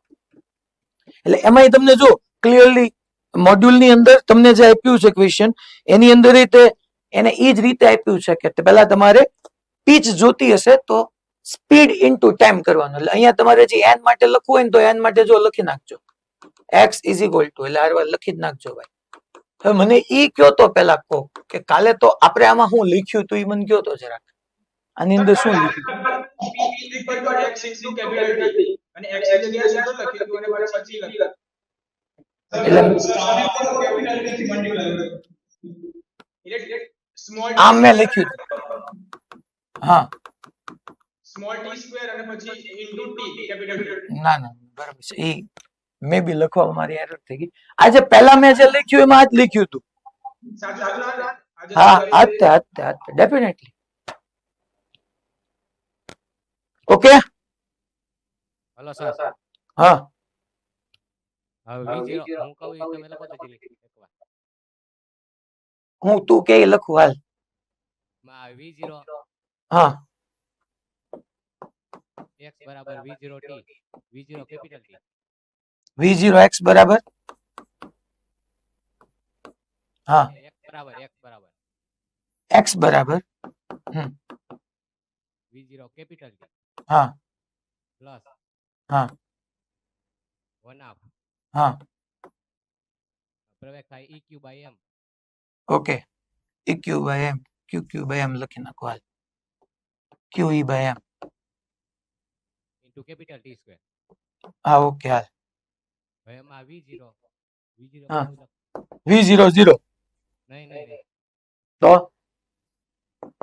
તું ક્યારે લે છો બીજી પીચ માટે વાત કરેશ નહીં ગમે એ પીસ આપ્યું eq m by small t લખો. અહીંયા હું શું લખું eq ઓકે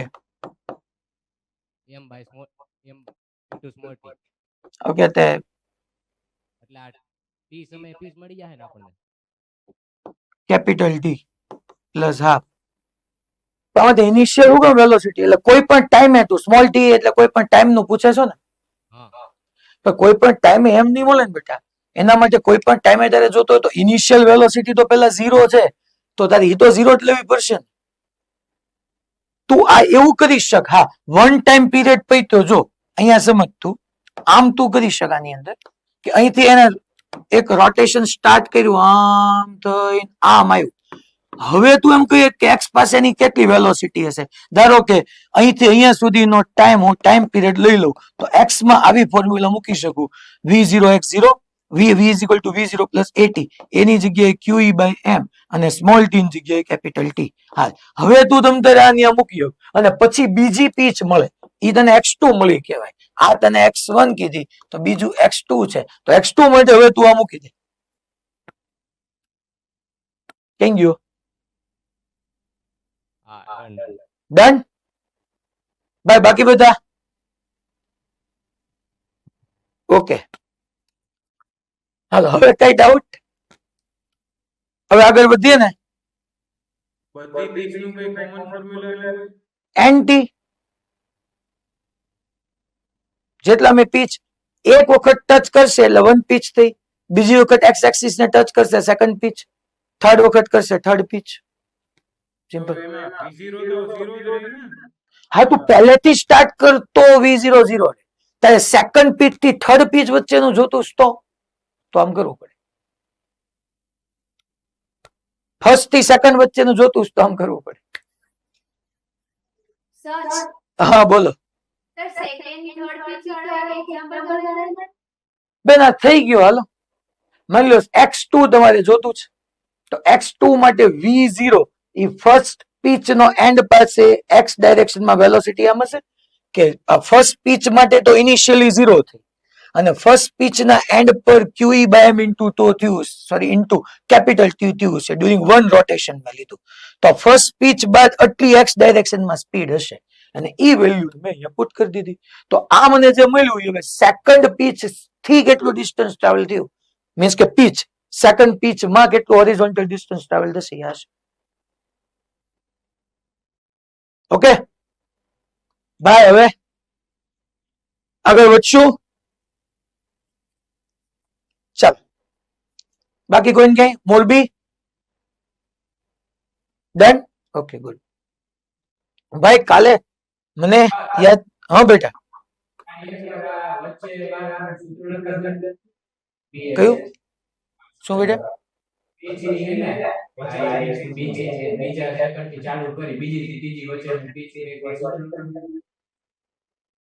એનું ઇક્વેશન બનાવવા કરતા બેટા બેટર છે કે તું આમ યાદ રાખ કે પીચ મારે એક્સ જોતી હોય તો બીજાથી ત્રીજા વચ્ચેની પીચ જોતી તો સેકન્ડ પીચ કમ્પ્લીટ થાય ને ત્યારની ઇનિશિયલ વેલોસિટી એટલે કમ્પ્લીટિંગ સેકન્ડ પીચ કમ્પ્લીટ થાય ત્યારની વેલોસિટી ઈ થર્ડ પીચ સ્ટાર્ટ થાય ને ઇનિશિયલ થઈ ગઈ. અચ્છા, પછી હવે તારે ટાઈમ તો ડ્યુરિંગ વન રોટેશન જ પીચ જોતીશ તો એ તો ફિક્સ જ રહેવાનું છે, પ્લસ હાફ એ એક્સ ટી સ્ક્વેર. પૂરું થઈ ગયું. તારે ઓલું જે મેં કીધું ને અહીંયા એન કરવાનું કીધું ને, એન કરવાનું એ ટોટલ પીચ 0 થી સ્ટાર્ટ કરીને પહેલી પછી બીજી પછી ત્રીજી પછી ચોથી એની માટેની વાત થઈ. ઓકે, હવે આનું તો પોસ્ટમોર્ટમ કરી નાખ્યું આપણે. હવે આપણે નેક્સ્ટ આજે હવે મારે હું ભણાવું એ વિચારવાનું છે. હું એ વિચારી રહ્યો છું કે હવે શું ભણાવું, કારણ કે આપણી પાસે 30 મિનિટ જ છે. હું ભણશું સાયક્લોટ્રોન બની, બરાબર ને? સાયક્લોટ્રોન બની 30 મિનિટમાં પતી જશે. કારણ કે બીજી જે તમને જો હોમવર્ક લખાયું ને એ તો લેક્ચર આખો મારે 1 કલાક જોઈ, 4:30 સુધીનો ટાઈમ નથી. એટલે સાયક્લોટ્રોન એટલે ભાઈ કાલનું ઓલામાં મેં ટૂંકમાં મને યાદ નથી એક્ઝેક્ટલી, અત્યારે જયારે તમને પહેલી વાર પૂછ્યું ત્યારે મેં આ જ લખ્યું હતું, પણ ત્યાં કદાચ છેલ્લે ઉતાવળમાં મને નથી ખબર મેં ટી ની જગ્યાએ, એટલે સાચું આ થશે હો, v0x ની જગ્યાએ 0 પ્લસ હાફ એ ની જગ્યાએ qe by m into T, T ની જગ્યાએ મેં ટાઈમ પીરિયડ 2π મૂક્યું ક્યુબી લઈ લીધું. ટૂંકમાં યાદ એટલું જ રાખવાનું છે કે ઓલામાં ડિસ્ટન્સ માટે સ્પીડ ઇન્ટુ ટાઈમ કરવું પડતું હતું, અહીંયા પીચ ડિસ્ટન્સ માટે હાફ એ ટી સ્ક્વેર કરવું પડે. કાલ સવારે હાલો હજી આની અંદર તમે હવે કયો છો ને તો હું એક હજી તમને પૂછી લઉં, હાલો શું કરવાનું થાય તમે મને કહી દો કે આ ઇલેક્ટ્રિક ફિલ્ડ જો આ તમે આપી દીધા તો આપણી અત્યારની 15-20 મિનિટ લેખે, બાકી લેખે નહીં. કે આ ઇલેક્ટ્રિક ફિલ્ડ અને મેગ્નેટિક ફિલ્ડ બે આમ જ છે અને ચાર્જ પાર્ટિકલ અહીંથી આમ એન્ટ્રી મારી, તું ને મારી એન્ટ્રી और दिल में बजी घंटी ની જેમ આ v cos થીટા અને આ v sin થીટા. હાલો તો હવે હું ફેર આવે મને કયો તમે, મારે સીધું પીચ જ જોઈ છે, બીજું બધું ગયું તેલ પીવા, સીધી પીચ જ જોઈ છે. વિચાર કરો, એક્સ માં ઇલેક્ટ્રિક ફિલ્ડ બી છે, મેગ્નેટિક ફિલ્ડ બી છે, એટલે QE ફોર્સ તો લાગશે જ, v cos થીટા છે. તો પીચ એટલે વન રોટેશન માં કેટલું હોરિઝોન્ટલ ડિસ્ટન્સ ટ્રાવેલ થયું એને પીચ કહેશું.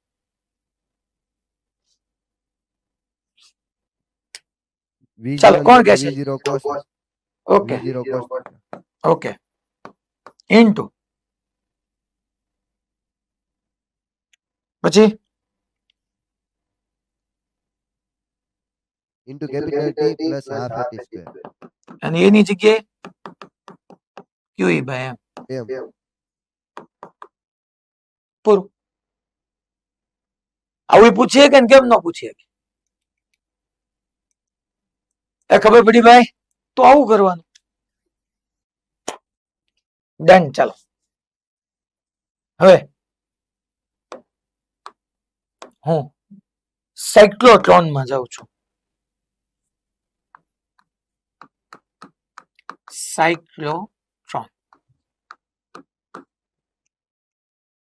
તો સાયક્લોટ્રોન માં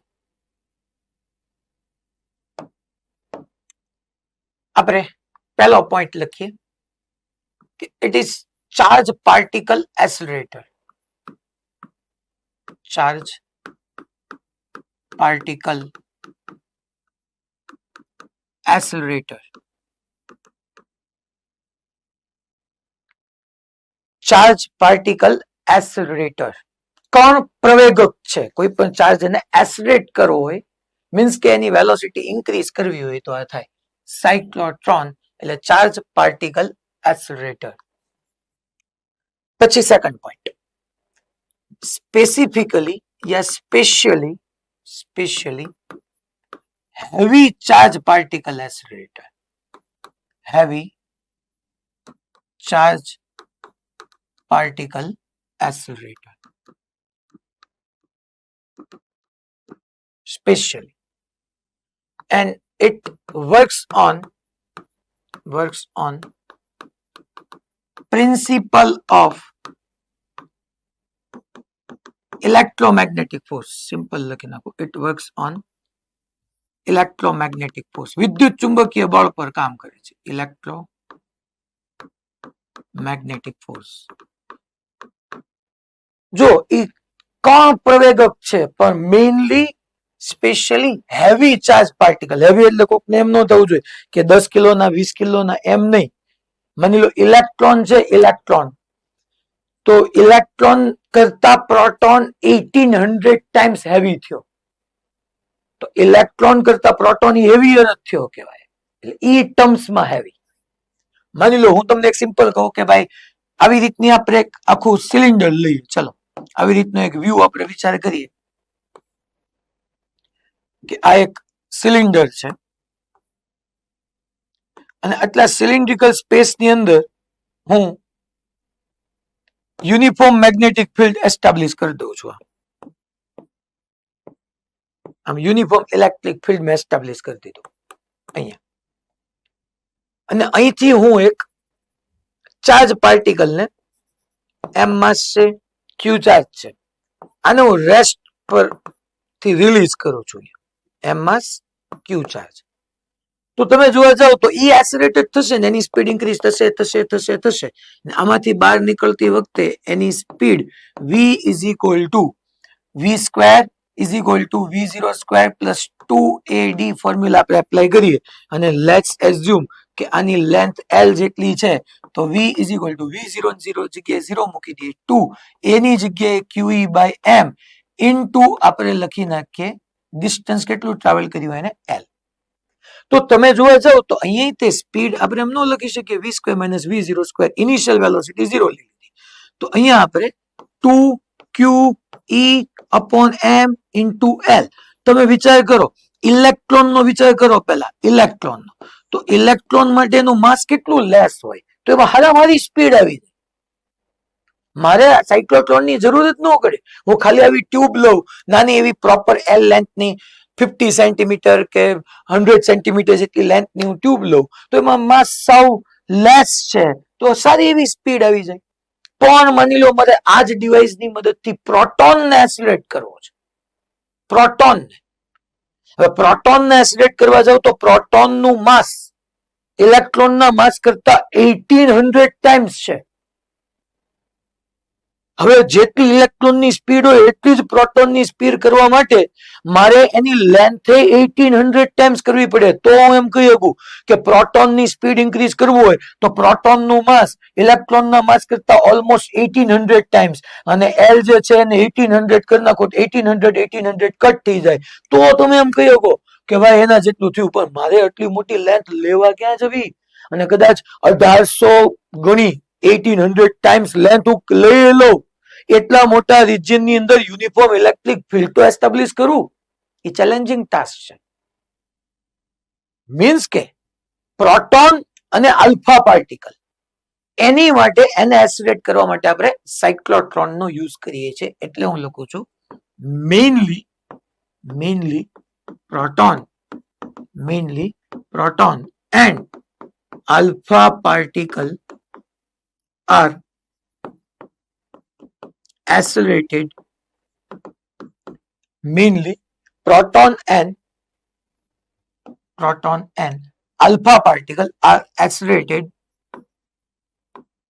through cyclotron.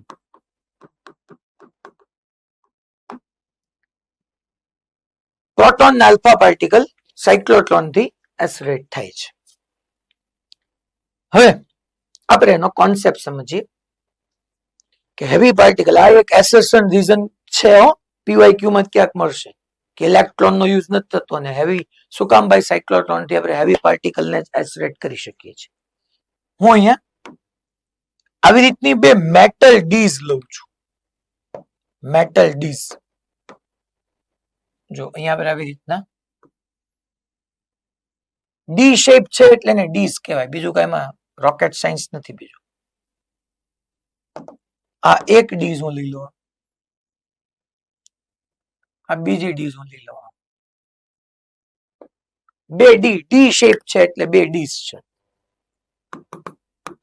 આવી મેં બે ડીઝ લીધી. આ મેટલ ડીઝ છે, મેટલ ની બનેલી છે. અહીંથી નીચેથી હું એને સોર્સ આપું છું, ઇલેક્ટ્રિક સોર્સ, વિદ્યુતીય સોર્સ આપું છું. અને અહીંયા ઈ જો ડટ્ટાની જગ્યાએ આવી સાઇન કરું છું, બેટરીની જગ્યાએ આવી સાઇન કરું છું, મીન્સ કે હું ઓલ્ટરનેટિંગ સોર્સ આપું છું. ઉલટ સુલટ સોર્સ છે, ઉલટ સુલટ. હવે ઘરોની અંદર કેમ ભાઈ અલ્ટરનેટિંગ કરંટ આવે, એમાં ઉલટ સુલટ સોર્સ છે.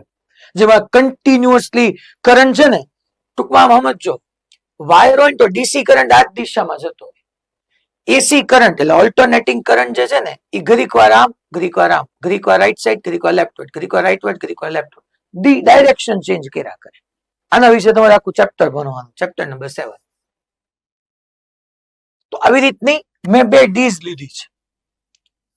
આ બે ડીઝ ખરેખર આમ પડી હોય, હોરિઝોન્ટલ પ્લેનમાં આમ પડી હોય બે ડીઝ. મેં ડ્રો આમ કરી તમારી સામે, એની વચ્ચે થોડીક આ સ્પેસ રાખવાની છે. આમ પ્રોપર થિકનેસ હોય, પ્રોપર થિકનેસ વાળી બે ડીઝ હોય, એક આમ આખી આમ બે ડી પડી હોય સામ સામે. વચ્ચે અહીંયા વેક્યુમ ક્રિએટ કરી દેવામાં આવે, એટમોસ્ફેરિક ત્યાં કઈ હોય જ નહીં. અચ્છા, આ જે છે મેં કીધું એમ કે આ એસી સોર્સ છે આપણો, ઓલ્ટરનેટિંગ સોર્સ. હું ખાલી આમ જ લખું, ઓલ્ટરનેટિંગ સોર્સ. અને કન્ટિન્યુઅસલી આમ પ્લસ માઇનસ પ્લસ માઇનસ. માની લો આ ડીઝ ને હું એક વખત D1 કહી દઉં અને આ ડીઝ ને હું એક વખત D2 કહી દઉં, તો D1 અને D2 વારાફરતી plus minus plus minus plus minus plus minus થયા કરશે. બે ડી મેં લીધી આમ, બે ડી. હવે મેટલની છે એટલે અહીંયા તમે સમજજો કે હું એક વચ્ચે ચાર્જ પાર્ટિકલ રાખી દઉં છું. આલ્ફા પાર્ટિકલ, પ્રોટોન ગમે એ રાખી દીધો. અચ્છા, પહેલા હું આ કેસ તમને ભણાવી રહ્યો છું કે આ હાઈ પોટેન્શિયલ હશે અને આ લો પોટેન્શિયલ હશે. એ અહીંથી નક્કી થશે. આપણું સોર્સ એને પ્લસ માઇનસ કર્યા કરશે. આ પ્લસ, આ માઇનસ, તો આ હાઈ પોટેન્શિયલ, આ લો પોટેન્શિયલ. અહીંથી હું બે ડીઝની વચ્ચેથી એક ચાર્જ પાર્ટિકલને રિલીઝ કરું છું. છોકરો, આ આખી સાઈડ હાઈ પોટેન્શિયલ હોય, આ લો પોટેન્શિયલ હોય, તો હાઈ ટુ લો ઇલેક્ટ્રિક ફિલ્ડ ડેફિનેટલી હોય. અહીંયા હાઈ પોટેન્શિયલ એટલે હું V લઈ લઉં, અહીંયા લો પોટેન્શિયલ એટલે હું 0 લઈ લઉં. અને અહીંથી આ ચાર્જ પાર્ટિકલને રિલીઝ કરું હું ખાલી. આ બધું હોરિઝોન્ટલ પ્લેનમાં થતું હોય. મેં ચાર્જ પાર્ટિકલને મૂક્યો તો એ ક્યુ ચાર્જ હતો, તો એના ઉપર આ ડાયરેક્શનમાં ક્યુ જેટલું ફોર્સ લઈ ગયું, અને ફોર્સ લઈ ગયું એટલે ચાર્જ પાર્ટિકલ અહીંયા ઘૂસ્યો. અહીંયા સુધી ડીસ ના આ સાઈડ સુધી જ ઇલેક્ટ્રિક ફિલ્ડ છે. કારણ કે આ તો મેટલ આવી ગયું. તમે ચેપ્ટર 1 માં ભણી ગયા છો કે મેટલ ની અંદર, મેટલ ડીઝ ની અંદર electric field, net electric field કેવું હોય? 0. એટલે ઇલેક્ટ્રિક ફિલ્ડ તો ખાલી આ બે ડી ની ધાર છે ને એની વચ્ચે જ છે. એટલે અહીંથી અહીંયા આવ્યો, એની ઉપર ફોર્સ લાગ્યું, ક્યુ જેટલું ફોર્સ લાગ્યું એટલે એસરેટ થયો બકા. એની સ્પીડ ઇન્ક્રીઝ થઈ. અહીંયા રેસ્ટ પર હતો, સ્પીડ ઇન્ક્રીઝ થતા અહીંયા કઈક 20 સ્પીડ થી એન્ટર થયો. આ આખા રિજિયન ની અંદર હું આઉટવર્ડ યુનિફોર્મ મેગ્નેટિક ફિલ્ડ રાખી દઉં. એ ફિલ્ડ બધે જ છે. કયું ફિલ્ડ? મેગ્નેટિક ફિલ્ડ આમ બધે જ છે. આમ આમ આમ આમ આમ આમ. ઇલેક્ટ્રિક ફિલ્ડ ખાલી ડી ની વચ્ચે જ છે. ઇલેક્ટ્રિક ફિલ્ડ બે ડીઝ ની બિટવીન માં છે. પણ મેગ્નેટિક ફિલ્ડ એવરીવેર છે, એવરીવેર છે. તો હવે આમ બે ડી હતી, તમને આમ દેખાય તો ખરેખર લેવાની છે ને હોરિઝોન્ટલ. ચલો, તો અહીંયા આવ્યો ત્યારે એની પાસે વેલોસિટી હતી? હા, હતી ને. આ ડાયરેક્શનમાં જ હતી definitely. Thumb toward velocity, fingers toward magnetic field. Palm મરી ગઈ નીચે, તો એની ઉપર નીચે તરફ ફોર્સ લાગ્યું. જે તરફ ફોર્સ લાગતો એ તરફ સેન્ટર હોય. મીન્સ કે અહીંથી આમ સર્ક્યુલર ટ્રાવેલ કરશે અને અહીંયા આવશે. કારણ કે અહીંયા charge particle outward magnetic field હતું અને એક્સ માંથી એન્ટર થયો. તો charge particle uniform magnetic field ને પરપેન્ડિક્યુલર એન્ટર થયો એટલે એનું મોશન યુનિફોર્મ સર્ક્યુલર મોશન હોય. યુસીએમ, યુનિફોર્મ સર્ક્યુલર મોશન. તો એ આમ ટ્રાવેલ કરશે. અચ્છા, જેવો એ ચાર્જ પાર્ટિકલ અહીંયા આવ્યો ને ત્યાં ઓલી પોલારિટી ઉલટાઈ ગઈ હોય. એ તો હું તમને સમજાવું છું. એ કરવાનું કામ કોનું ભાઈ? તો કે એ કામ આપણા સોર્સનું. પોલારિટી ઉલટાઈ ગઈ. અહીંયા પ્લસ થઈ ગયું, અહીંયા માઇનસ થઈ ગયું, અહીંયા હાઈ પોટેન્શિયલ, અહીંયા લો પોટેન્શિયલ. આ ડાયરેક્શનમાં ઇલેક્ટ્રિક ફિલ્ડ આવી ગયું. અને જેવો અહીંથી બહાર આવ્યો છો, અહીંથી જેવો બહાર આવ્યો તો ઇલેક્ટ્રિક ફિલ્ડ છે. Electric field F = QE force exert કરશે. QE જેટલું ફોર્સ લાગે એક્સેલરેશન એટલે વેલોસિટી ઇન્ક્રીઝ થઈ. તો વધેલી વેલોસિટી સાથે ઘૂમ કરતો ઘૂમે અહીંયા એન્ટર થયો. બે ડીઝ ની વચ્ચે જ ઇલેક્ટ્રિક ફિલ્ડ છે. હવે અહીંયા આવી ગયો તો અહીંયા તો આઉટવર્ડ મેગ્નેટિક ફિલ્ડ છે. Again thumb toward velocity, fingers toward magnetic field. જો મેગ્નેટિક ફિલ્ડ આઉટવર્ડ છે તો મારી પામ ઉપર ગઈ તો સેન્ટર ક્યાંક ઉપર હોય, અહીંયા ક્યાંક હોય. આમ ઈ સર્ક્યુલર પાથ પર ટ્રાવેલ કરશે. એ સાહેબ તમે રેડિયસ તો મોટી કરી નાખી, કરી જ નાખું ને. R = mb/qb. સ્પીડ વધી ગઈ બકા, સ્પીડ વધી ગઈ, મારે રેડિયસ મોટી કરી નાખવી પડે. અચ્છા, જેવો અહીંથી અહીંયા આવ્યો ને, જેવો અહીંથી અહીંયા આવ્યો ને, એવું પાછી ઓલી પોલારિટી બદલાઈ ગઈ. અહીંયા પ્લસ થઈ ગયું, અહીંયા માઇનસ થઈ ગયું, અહીંયા હાઈ પોટેન્શિયલ, અહીંયા લો પોટેન્શિયલ, હાઈ ટુ લો, અહીંયા ઇલેક્ટ્રિક ફિલ્ડ આવી ગયું. આમ તો પાછી એની સ્પીડ ઇન્ક્રીઝ થશે. ઝૂમ કરતો પાછો દાખલ થશે. જ્યારે બે ડી ની વચ્ચેથી પસાર થાય ને ત્યારે એની સ્પીડ ઇન્ક્રીઝ થતા હવે જેવો અહીંયા આવશે ત્યારે thumb toward velocity, fingers toward magnetic field, palm આમ. તો પાછું છોકરાઓની પર નીચે ફોર્સ લાગશે, પણ સ્પીડ વધી ગઈ તો ઓર રેડિયસ વધશે. પાછી રેડિયસ વધશે, પાછી રેડિયસ વધશે, પાછી રેડિયસ વધશે.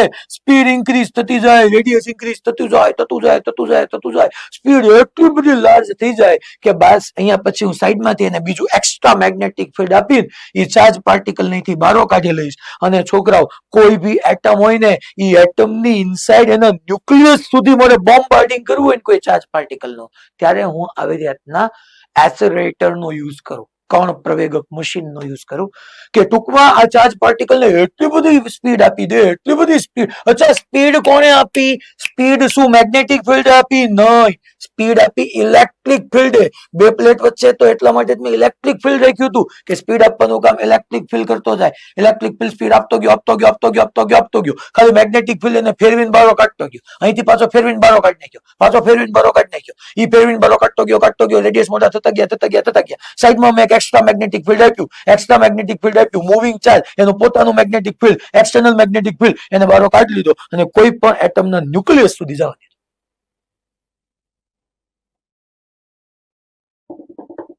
અલા ખબર પડી ભાઈ. ટૂંકમાં ચાર્જ એક્સલરેટર થયું. હવે હા ભાઈ, હે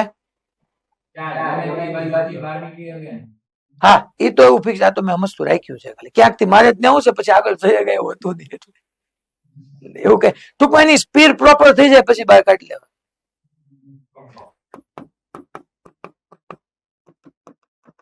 હવે આપણે થોડુંક મેથેમેટિક્સ સમજીએ કે ભાઈ ઇનિશિયલી તમે જોવા જાવ, હું અહીંયા ટોટલ મેકેનિકલ એનર્જી કન્ઝર્વ કરું, ટોટલ કુલ યાંત્રિક ઉર્જાનું સંરક્ષણ કરીએ તો જોવો તો છોકરા હું પહેલાનો લખી શકું initial kinetic plus initial potential is equal two final kinetic plus final potential.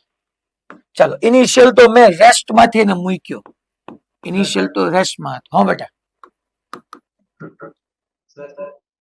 હા હા,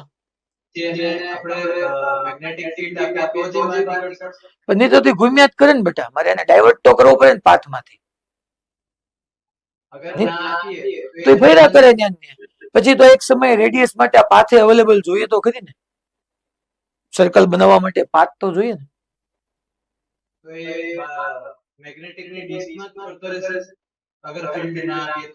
હા, પણ જ્યાં સુધી એની સ્પીડ પછી આ અહીંયા જગ્યા પતી જશે પછી પૂરું થઈ જશે. એને સ્પેસ તો જોઈએ ને, અહીંથી ક્યાં જવાનું.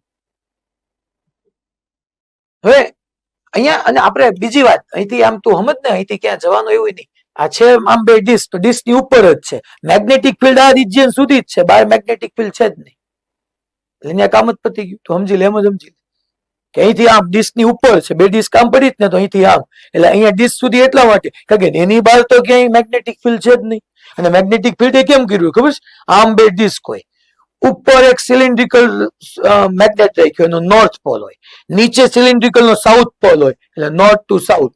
તો એ ડાઉનવર્ડ થઈ ગયું. આપણે આમ અપવર્ડ કીધું છે, તો નીચે સિલિન્ડર મેગ્નેટ નો નોર્થ પોલ રાખો, ઉપર સિલિન્ડ્રિકલ નો સાઉથ રાખો, તો નોર્થ ટુ સાઉથ આવી ગયું આઉટવર્ડ. અહીંથી આઉટવર્ડ, આમ અપવર્ડ, આમ અપવર્ડ થયું, અહીંથી આઉટવર્ડ થયું. અચ્છા, initial potential energy, potential energy ની formula U is equal to QV, U is equal to QV. અચ્છા, ચાર્જ Q છે. અચ્છા, આ બે વચ્ચેનો પોટેન્શિયલ ડિફરન્સ કેટલો થાય છોકરાઓ? V/2. કારણ કે આખી પ્લેટ વચ્ચે V છે, આ વચ્ચેથી સ્ટાર્ટ કર્યું તો V/2 is equal two final kinetic energy મને ખબર છે half mv², final potential energy 0. હું અહીંયા પોટેન્શિયલ V કહેતો હતો, અહીંયા 0 કહેતો હતો, વચ્ચે V/2 કેમ ન કહી શકું? આ પોટેન્શિયલ છે બકા. અને અહીંથી આ 2 તો ગયું, તો સ્પીડ ની ફોર્મ્યુલા શું આવી? √Q capital V upon m. અને આપણી રેડિયસ ની formula R1 is equal two mv/qb. હું કહી દઉં છોકરા, તો તમે અહીંથી અચ્છા એની કરતા બેટર છે કે હું એક કામ કરું, તમે ભલે લઈ ગયું, હું અહીંયા kinetic energy as it is રાખું, તો કાઇનેટિક એનર્જી બધી ફોર્મ્યુલામાં ફટાફટ પડશે કે આ final kinetic energy plus potential 0. તો હું R1 રેડિયસ જોતી હોય તો √2mk final upon mv upon qb. તો અહીંયા તમે જોવા જાવ તો આપણે શું મૂકીએ? આ જો kf ની જગ્યાએ qv/2 મૂક્યું, 2 ગયા, તો mqv અપોન qb થઈ ગયું. હજી આને અંદર લઈ જવું એટલે આમ થઈ જાય mv અપોન qb². હવે આ R1 થઈ, આ રેડિયસ થઈ. જો R1 અહીંયા પેન ચેન્જ કરી નાખો, આ તમારી R1 રેડિયસ થઈ. માની લો મારે R2 રેડિયસ જોતી હોય પછી આવી તો કેટલી બધી રેડિયસ આવી શકે. આ તો તમને એક્સ્ટ્રા ડિટેલ આપું છું કે અમારે R2 રેડિયસ ફાઇન્ડ કરવી. તો જુઓ તો અહીંથી અહીંયા ગયો છોકરા, પેલા ઇનિશિયલી અગેન હું આજ એપ્લાય કરું, આજ કોન્સેપ્ટ કે ઇનિશિયલ કાઇનેટિક એનર્જી 0. અચ્છા, અહીંથી અહીંયા ગયો ને અહીંથી અહીંયા આવ્યો, તો ટોટલ પોટેન્શિયલ એનર્જી કેટલી થઈ? તો કે QV/2. અને આ સ્પેસ ની અંદર અહીંથી આમ પસાર થયો ને ત્યારે શું હોય કે આ હાઈ પોટેન્શિયલ હોય, આ લો પોટેન્શિયલ હોય, તો પોટેન્શિયલ ડિફરન્સ કેટલો થાય ભાઈ? તો કે V - 0 V એટલે QV. તો અહીંથી અહીંયા QV/2 અને અહીંથી અહીંયા QV, સો QV plus QV/2 3QV/2 થઈ જશે અને is equal two final kinetic energy is equal two 0. So R2 radius is equal two √2mk. Q final મૂકું, K ફાઇનલ, તો 3QV/2, 2 2 કેન્સલ અપોન QB છે અને આને તમે સિમ્પ્લિફાય કરો તો તમને આમ ન મળી જાય √3m capital V upon QB². Means કે પહેલી રેડિયસ કરતા √3 ટાઈમ્સ થઈ ગઈ. હવે મને કયો તો આ જે 3QV/2 થયું એટલે પહેલા QV/2 પ્લસ QV, પાછું અહીંથી અહીંયા જશે. હવે કઈક પોટેન્શિયલ એનર્જી ઇન્ક્રીઝ થશે નહીં, કારણ કે મેગ્નેટિક ફિલ્ડ નું તો વર્ક કેવું છે? 0. એ તો ખાલી સ્પીડ ને મેન્ટેન કરે છે. અહીંયા જે કઈ સ્પીડ હશે અહીંયા ઈ જ રહેશે ને અહીંયા ઈ જ રહેશે ને ઈ જ રહેશે. હા, પાછો અહીંથી પસાર થશે તો પાછું QV વધશે. તો પોટેન્શિયલ એનર્જી પહેલા QV/2 plus QV plus QV, તો 2QV પ્લસ QV/2 એટલે 5QV/2 કરશો, બધી વેલ્યુ પુટ કરશો, 2 કેન્સલ થશે, √5 R2 આવી જશે, સોરી √5 R1 આવી જશે. અલા ખબર પડી ભાઈ? Hello, done. એની કન્ટિન્યુઅસલી એની રેડિયસ શું થતી જાય છે? ઇન્ક્રીઝ થતી જાય છે, થતી જાય છે, થતી જાય છે. હવે અહીંયા એક આવો કોન્સેપ્ટ બી તમારી સામે આવે, સાયક્લોટ્રોન ની અંદરથી પૂછે એ લોકો તોની વાત છે કે ભાઈ અહીંથી જે એક્ઝિટ થયો ને, એક્ઝિટ અહીંથી માની લો એમ કહી દો કે આ ચાર્જ પાર્ટિકલ એક્ઝિટ થયો, તો તમને એક્ઝિટ ની કાઇનેટિક એનર્જી પૂછે, બહાર આવે ને ત્યારની કાઇનેટિક એનર્જી, કે ચાર્જ પાર્ટિકલ કેટલી કાઇનેટિક એનર્જી સાથે એક્ઝિટ કરે છે. અચ્છા, એક્ઝિટ કરતો હશે ત્યારે આપણે એવું માની લઈએ કે એની રેડિયસ ડીઝ ની રેડિયસ બરાબર થઈ ગઈ. જો ઓલા કીધું કે બહાર નો જાય ને મેગ્નેટિક ફિલ્ડ જ નથી, ડીઝ ની રેડિયસ બરાબર થઈ ગઈ એની રેડિયસ. તો કે એક્ઝિટ ઇઝ ઇક્વલ ટુ, હું લખી નાખું, અચ્છા અહીંયા લખું, ચલો, કે એક્ઝિટ સો હાફ mv², બેઝિકલી તો એ જવાની છે. અચ્છા, પણ ત્યારે જ્યારે એ એક્ઝિટ કરશો હશે ત્યારની એની સ્પીડ, અચ્છા v તો યાર બકા અહીંયા મેગ્નેટિક ફિલ્ડ વી ચેન્જ નહીં કરે, વી ચેન્જ કરવાનું કામ તો આપણી ઇલેક્ટ્રિક ફિલ્ડ નું છે. તો અહીંયા હું એમ કહી શકું છોકરાઓ, રેડિયસ ની ડીઝ, અચ્છા આ રેડિયસ R1 R2 R3 કીધું, હું આ રેડિયસ ની સોરી ડીઝ ની રેડિયસ R કીધું, તો R ઇઝ ઇક્વલ ટુ શું આવે? mv upon QB. R is equal two mv upon QB. અને ત્યાંથી v ની વેલ્યુ અહીંયા મૂકી દઉં તો કાઇનેટિક જે પાર્ટિકલ બહાર આવે ને એની ગતિ ઉર્જા આવી ગઈ હાફ mv². v ને સબ્જેક્ટ કરો તો R² Q² B² upon m².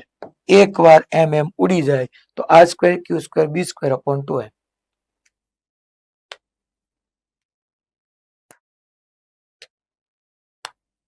By.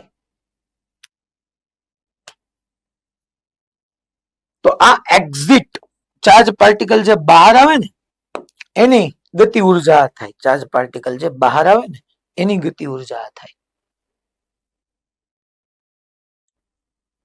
તો કે એક્ઝિટ આ થશે. હવે માની લો છોકરો વન રોટેશન માટેના ટાઈમ ને આપણે ટાઈમ પીરિયડ કહીએ. હવે હું તમને રેઝોનન્સ અને સાથે સાથે ટ્યુનિંગ કોને કહેવાય? રેઝોનન્સ એટલે અનુનાદ. તમે શાયદ ચેપ્ટર નંબર 13 માં ભણ્યા હતા. રેઝોનન્સ એટલે અનુનાદ. તો અહીંયા રેઝોનન્સ અથવા ટ્યુનિંગ ની કન્ડિશન બી હું તમને કહી દઉં, એના માટે મારે પાછળ જ જવું પડશે. રેઝોનન્સ યા અને ગુજરાતી અનુનાદ થાય, ટ્યુનિંગ નું ટ્યુનિંગ જ થશે. ટૂંકમાં ગમે એ થાય છોકરાઓ, આવું સરસ મજાનું સ્ટ્રક્ચર તમારે બનાવવું હોય તો મેં કીધું કે જ્યારે જ્યારે ચાર્જ પાર્ટિકલ બહાર આવે ને ત્યારે ત્યારે પ્લેટની પોલારિટી ચેન્જ થઈ ગયેલી હોવી જોઈએ, બીજું બધું કઈ નહીં. જ્યારે જ્યારે ચાર્જ પાર્ટિકલ આમ રોટેટ કરીને બહાર આવ્યો, અહીંયા plus minus minus plus plus minus થતું રહેવું પડે. એટલે કે તમારા એસી ની આવૃત્તિ અને ચાર્જ પાર્ટિકલ ની આવૃત્તિ સેમ થવી જોઈએ. સો રેઝોનન્સ ની કન્ડિશન એ છે કે તમારા ચાર્જ પાર્ટિકલ ની ફ્રીક્વન્સી, ચાર્જ જે સર્ક્યુલર મોશન કરે છે એની ફ્રીક્વન્સી અને આપણા એસી સોર્સ ની ફ્રીક્વન્સી બે સેમ થવી જોઈએ. મીન્સ કે ચાર્જ ની ફ્રીક્વન્સી ઇઝ ઇક્વલ ટુ લખી શકું એસી ની ફ્રીક્વન્સી, અરે સોરી એફ ચાર્જ ની ફ્રીક્વન્સી ની ફોર્મ્યુલા તો આપણી પાસે છે જ તે કે ઓમેગા સર્ક્યુલર પાથ પર ટ્રાવેલ કરે તો omega is equal to QB by M અને T is equal to 2πm upon QB. તો આ થઈ જશે QB upon 2πm into AC. Means કે આપણો જે એસી સોર્સ છે ને એની ફ્રીક્વન્સી આના જેટલી હોવી પડે. હવે ઘણી વખત એસી સોર્સ ની ફ્રીક્વન્સી આપણા ઘર માટે ફિક્સ છે 50 હર્ટ્ઝ. તો આનું બધાનું નેટ 50 હર્ટ્ઝ થાય ને એની માટે હું ક્યુ કઈ નથી એવી રીતના એરેન્જ કરી શકું. મારી પાસે પ્રોટોન ચાર્જ છે તો પ્રોટોન માટે ક્યુ તો ફિક્સ છે, પ્રોટોન નું માસ એ ફિક્સ છે, 2π ફિક્સ છે. મારે બહારથી મેગ્નેટિક ફિલ્ડ એવું સેટ કરવાનું, જો સિલિન્ડર ની મદદથી મેગ્નેટિક ફિલ્ડ સેટ કરતો હોય ને એ બી એવો સેટ કરવાનો કે જેથી કરીને માની લો નજીક લાવું તો મેગ્નેટિક ફિલ્ડ વધી જાય. એ જ માની લો 12 મેગ્નેટ હોય ટૂંકમાં સિલિન્ડર શેપના, નળાકાર શેપના મેગ્નેટ હોય, દૂર લઈ જાવ તો મેગ્નેટિક ફિલ્ડ ઘટી જાય. બી એવું રાખવું કે બી ઇન્ટુ ક્યુ અપોન 2πm કરીએ ને એટલે આપણા સપ્લાય ની જે ફ્રીક્વન્સી છે ને એટલી જ ફ્રીક્વન્સી રહે. ટૂંકમાં ચાર્જ પાર્ટિકલ એવી જ રીતના અહીંયા સર્ક્યુલર ટાઈપ જેવો અહીંથી બહાર આવ્યો સામે પ્લસ અહીંયા માઇનસ, જેવો અહીંથી બહાર આવ્યો સામે પ્લસ અહીંયા માઇનસ, જેવો અહીંથી બહાર આવ્યો તો સામે અહીંયા plus minus, positive to negative electric field આવી જાય. By ready? આ મેચ કરવું પડે કારણ કે તો જ એવરી ટાઈમ ઇલેક્ટ્રિક ફિલ્ડ માંથી પસાર થતો રહે અને તો જ એનર્જી લેતો જાય. આ તમારું એટલે આને આપણે રેઝોનન્સ થયું કહેવાય, અને રેઝોનન્સ કહેશું આપણે. 4 વાગી ગયા છે. આજે આપણે ઓલા બે ટેક્સ્ટ ઇલ્યુસ્ટ્રેશન અને સાયક્લોટ્રોન આપણી થોડોક સમય જેવો લઈ લીધો છે.